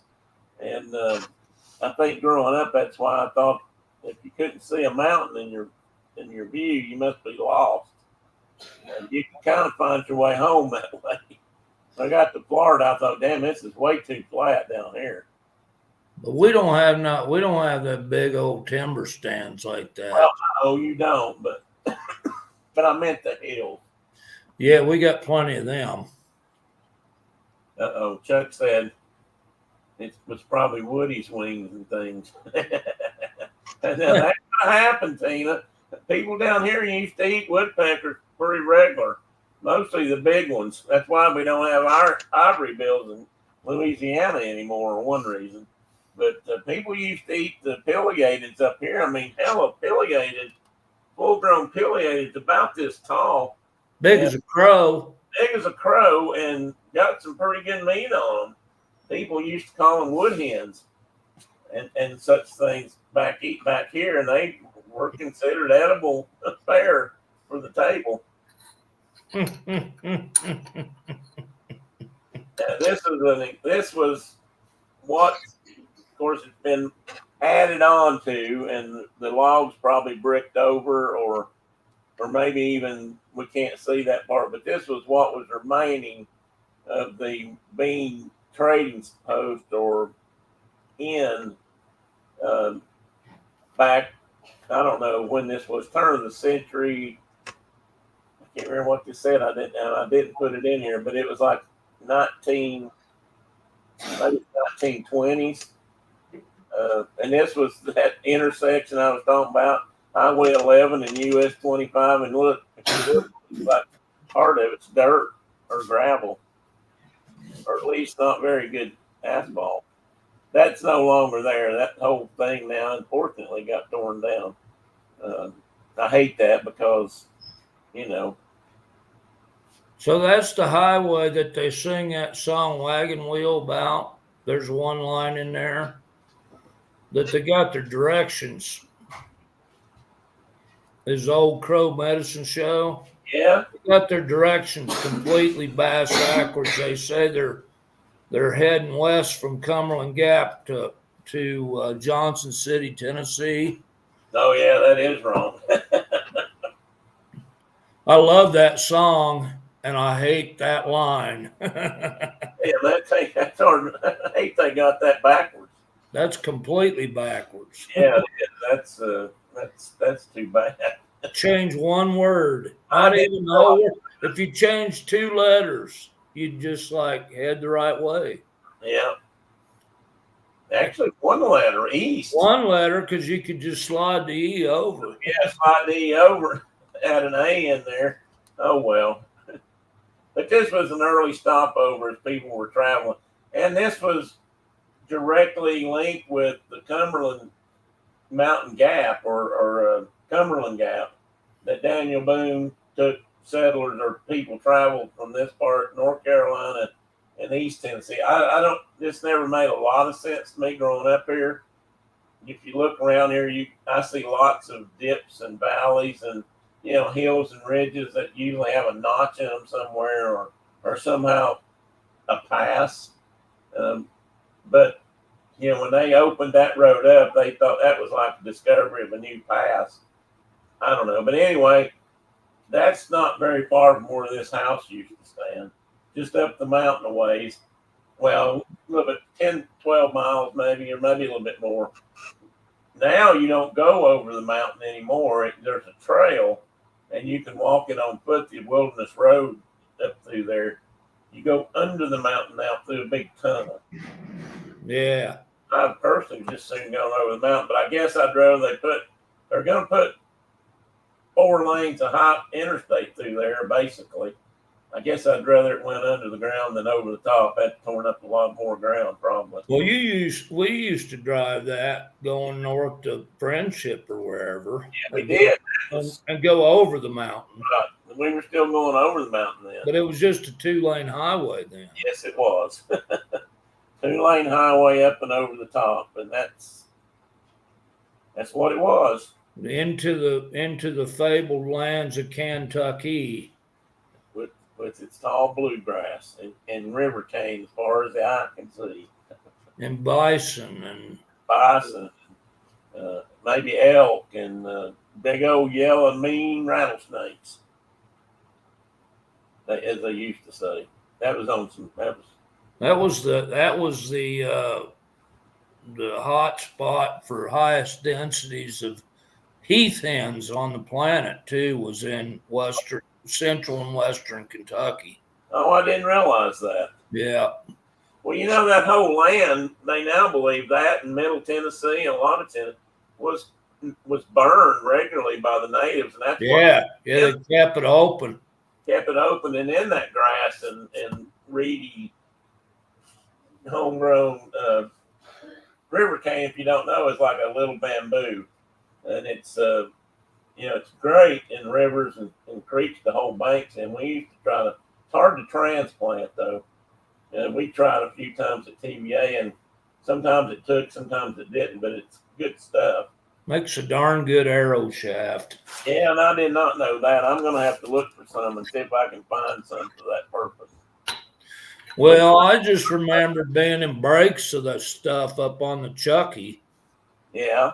Like up there towards the Devil's Looking Glass and everything. There was just huge breaks of river cane. And I don't know if they're still there or not, but there were some scattered, but they're not as big as they once were. most of that's because they plowed, if they can, they're plowing right down to damn near in the river, Right down to the river, yeah. which is awful, but that's kind of what happens. This is a colorized photograph of some of that area around Bean Station. And the credit for this, and I get it off Wikipedia, and I give them and their supporters all the credit. I certainly didn't take it, but I believe this was a TVA taken photograph. And because I saw TVA on it, but it wasn't necessarily attributed to them. But I've got some books with early TVA photographs written by a historian that I used to work with. And I think this might be in it. I've got, once I find that book, I'm going to look. But this one was black and white and it's been colorized. I believe that all this you see in front of you is now underwater, I think, or at least parts of it. Because what used to be the original the real original Bean Station is now under the lake. And they basically evicted all the residents, moved the town, if you will, up to a higher ground. And this was one of the places where they took it by eminent domain. And, you know, they got paid for it, but they had to go whether they wanted to or not.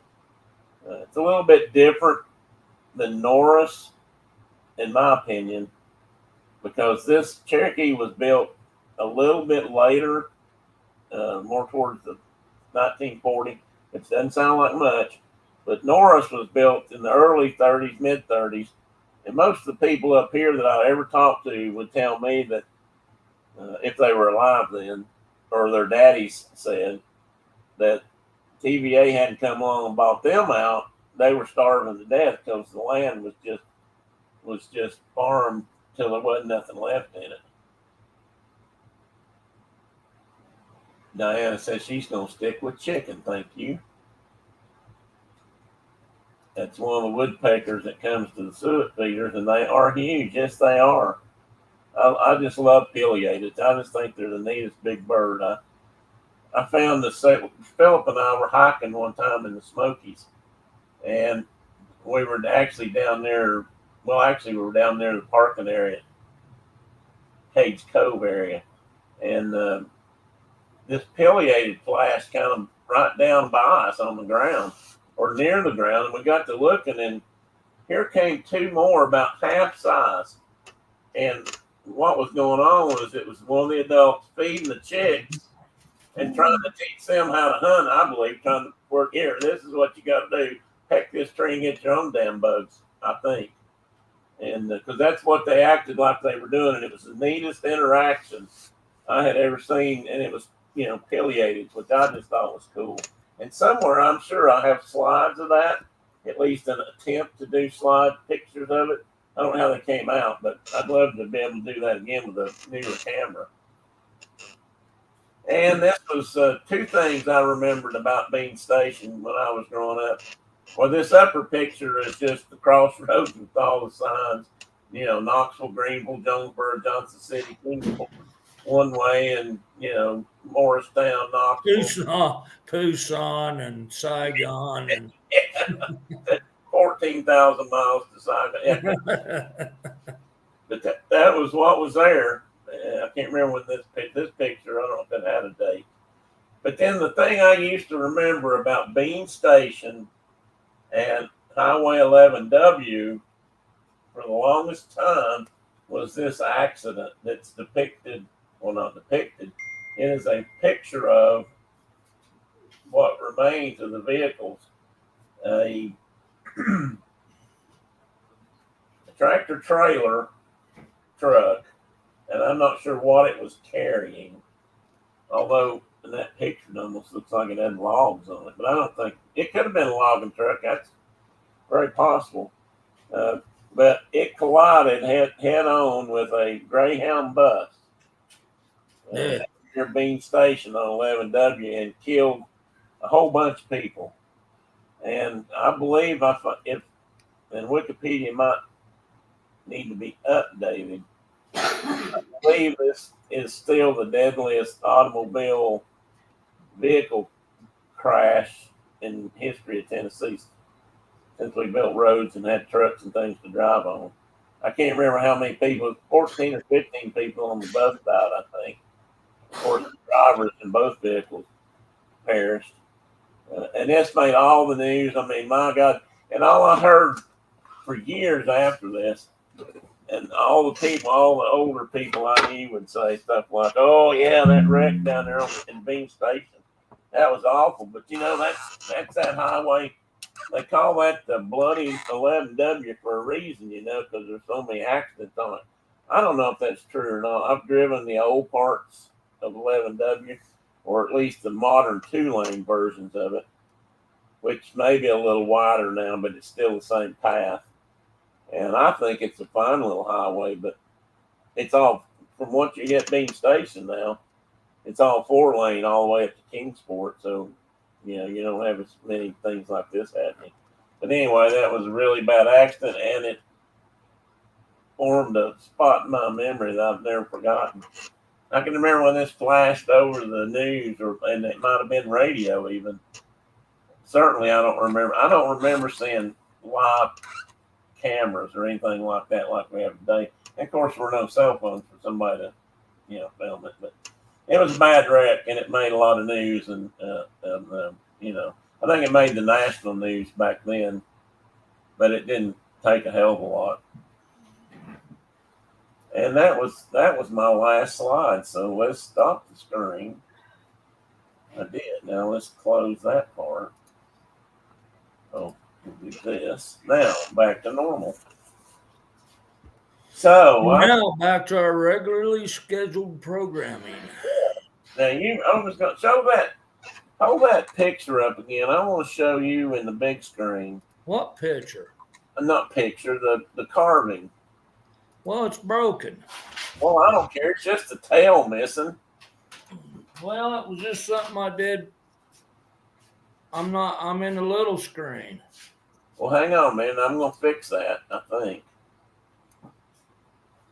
Now I'm in the sideways. Oh, there I'm in the. There you're in a bigger screen. It was a. This is not. I can't ever figure out how to move this. That's okay. Is that a black and tan? Hound? It was no. It was a Walker dog. Oh, a Walker dog. Okay. Or maybe a blue tick. Pap liked Walkers. And a big old coon. Okay. With a I snarl. carved that when I was in middle school. And that you carved those separately and then put them on the log, right? What? Yeah, I just carved it and put it on the log. I wasn't sure if you actually carved it out of the log. I was not sure. No, they're glued on there. I wasn't that skillful then. It's got my names misspelled on the bottom of it. I'm sure either Pap or Mimi wrote it on there. Oh, wow, and it says 1985. And I wasn't nowhere near Tennessee, and I did that in about 78, I think. I think when I carved that was. What's that? 85. Were you at Hawking Tech then? I was just starting. Yeah. That's what I thought. Carol, if he would do it, we should do a show about things Mark has done in his life. He can do leather. He made some beautiful saddles. He makes his own moccasins regularly because they wear out. He wears them every day. Hey, I wore a pair to Africa and I still got them on. If you use them every day over there? Yeah, I wore them every day. So I had a pair of soft soles that are pretty thick elk hide, which doesn't make the best moccasin usually, but it's pretty good stuff. And I'd never done this before. I put a bison sole on underneath it, bison like Yeah. like an oil tan bison, like a Latigo. Yeah. And I ran the seam up the side of the moccasin higher than I normally would. Like a pair of Dyers. A little bit. They look just like Dyers. And so they, the what wears out on them is stitching, typically first. And You wear it. and they're still, I can't get my foot high enough, but I'm still wearing them. Cool. So the buffalo. No, I'm not going to hold it up there again. Maybe I could do it this way. No. Nope. My Can't legs, get high enough. my legs don't go that high anymore either. It don't. My leg don't. I used to be able to wata something way up here. Wah! Why you? Chuck Norris's favorite water or favorite drink, wata. Yeah, I can remember when me and you both used to kick apples out there, 6 feet over our head. Can't do that no more. Yeah, I remember that. So how do you think so far? We're both tall guys. Yeah. Well, we were taller back then than we are now. We wore down. According to your dad, we were always too short and frumpy. But we had big old broad hairy feet. Of course, he had these little fairy feet. Good for eating raw meat. That's right. Because we couldn't make fire, can't cook meat. Can't make fire, can't cook meat. Not Dan and Neanderthal feet. There's a song. We probably sung that before, but that evolved through rendezvous and camping together. It's a classic tune. It's a classic tune, yeah, absolutely. We really should write that down and sign, copyright it before somebody else makes $1 million hit record out of it. Well, they don't have the sheet music for it. Jackson's going to, Peter Jackson's going to find it, and he's going to say, "This is perfect for my next Hobbit movie."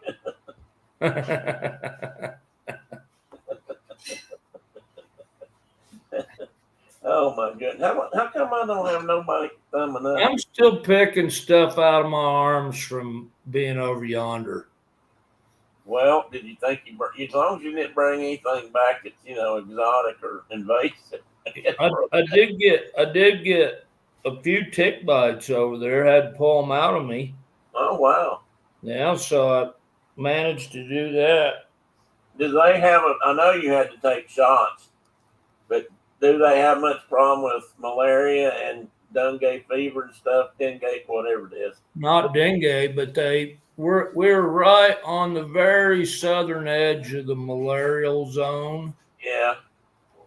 Typically not a problem because it's dry. Well, that's what I was wondering. But there was plenty of bugs. The bugs that really, like I said, I pulled 2 ticks out of myself over there, and I don't think my wife got any. But there's a little fly bee. Well, it's a bee. The main tree in those scrublands is Mopani. And there's a little bee called the Mopani bee, which is supposed to be stingless. But when they land like on your tear duct right in the corner of your eye, because they're little, like a gnat, I can tell you they can fire you up.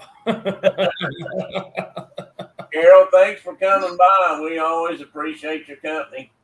I probably need to get you to help me improve my spelling, grammar, and choice of words, but Uh-oh. About that another time. Mike's back, and he's have a great weekend, though. What's left? Yeah, Mike made it back from the dentist, and he said he pulled a tick off Walker yesterday after evening.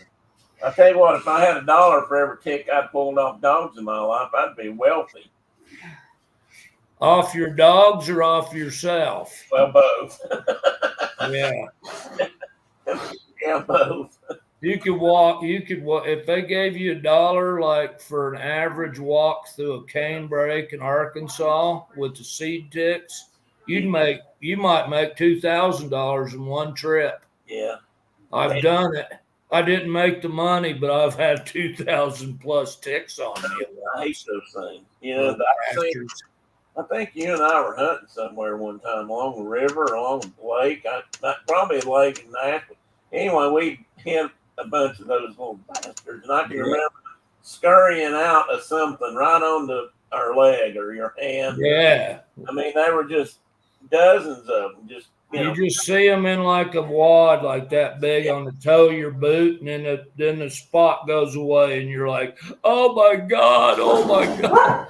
Kind of like one of those things you see in a cartoon where something hits your shoe and then suddenly it breaks into 1,000 dots and goes all over your body. That's sort of what sea ticks are like. They're nasty little devils. They get under your skin. I don't know. Do they? The big ones you can see. The little those dang seed ticks are. Yeah, they're awful. I don't know. They don't carry. Oh yeah, they carry all kind of cool. Oh, do they? Okay. Well, that's figures. Why wouldn't they're born with that in their DNA. After all, they are ticks. So, Diana's going to sneak out. Thank you, Diana. Well, I'm going to sneak out too here shortly. So yeah, I know it's time. I've held everybody past time for church. Everybody's ready to go eat Saturday dinner with their family and get out of church. I can see the kids squirming in the pews. Getting out of church. Well, you might not, but I can remember sitting in church. I was forced a few times. I can remember sitting in church. They decided, no, that boy doesn't need to go back in that building. I can remember seeing people sitting there looking at their watch because it was noon and the preacher was still going. And, everybody was kind of wondering when we were going to get out. And there were many a preacher that got, I'm sure, nasty notes about keeping everybody too long after church for his sermons. I just remember all the women standing outside talking to the preacher. And it's like, we're finally outside. Let's go. There's probably fish to be caught or something. You know what? It was like at Crockett when school let out and that student parking lot. It was again like a cartoon. Suddenly there's nobody. The bell rings and suddenly there's like this herd of ticks that runs out there and gets in all the cars, and everybody's trying to get out of the parking lot and on the road at the same time. That's kind of how it was with church. For some place that everybody really said they wanted to be, in church on Sunday morning, they were sure in a hurry to get out of there. All right, brother. I'm out. All right. Let's talk sometime this week. Good to see everybody. I need to tell you a couple of things, so we'll talk. Not serious things, just things. Anyway, you take care and tell everybody I said hey and howdy. And guys, I guess I'm going to shut everything down and let everybody go home from church. So if you got a big meal planned, if you need to just go get your clothes ready for church tomorrow, then by all means do so. I wouldn't want to keep somebody else from partaking or slow them down in any shape, form, or fashion. But anyway, glad you got back time to say bye. And but speaking of that, you guys just had was the first Canada Day, Mike? Because I meant to mention that earlier. You too, Chuck. Thanks for stopping by, everybody.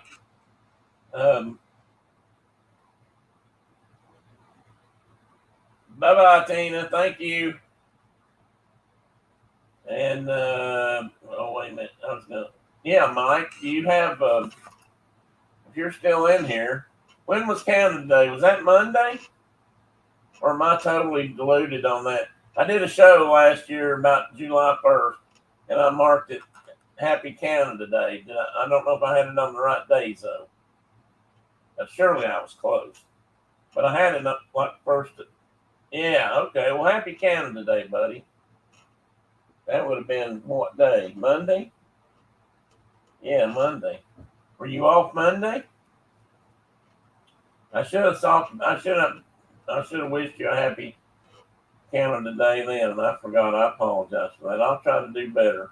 You're welcome to kick me in the ass and remind me next time. Anyway, guys, I'm losing my voice again, so I guess I need to get out of here. This is the most talking I do all week, but I love it. So thank you guys for being here. I guess I'd sit here and talk to Mark or sit here and talk to the screen if nobody was here. I just wouldn't have any fun chatting or hanging out with you guys. So Monday, I sent you an Instagram photo. Oh, okay. I haven't been on Instagram much this week or last, and but I'm gonna try to get back caught up to things. So hopefully soon I'll be seeing things like that on time. Anyway, guys, thank you. Have a great. Oh, you've been off all week. Well, why didn't we talk? You should have called. You didn't try to call me the other day, did you, Mike, on the phone? I got some message on my phone, and maybe it was me. I might have hit something, and it said something about Canada and not being able to make a connection. But I didn't know if that was you trying to call me or me hitting the wrong button. I'm not sure. If I'd known you were off all week, I'd have been bugging you. I called you 3 times last week just to give you a hard time or talk to you about donuts or something. Anyway, guys, everybody have a great week, and we'll see you next weekend. And Mark and I get together and get some of more of his Africa photos, and we'll put them up, talk about those. I don't know if it'll be next week or week after, but it's coming. So next week I'll have an idea and hopefully get my show better prepared. Now I got my screens really back to where they should have been. So, oh, you've been busy. Well, that's okay. I understand that. You're allowed to be busy.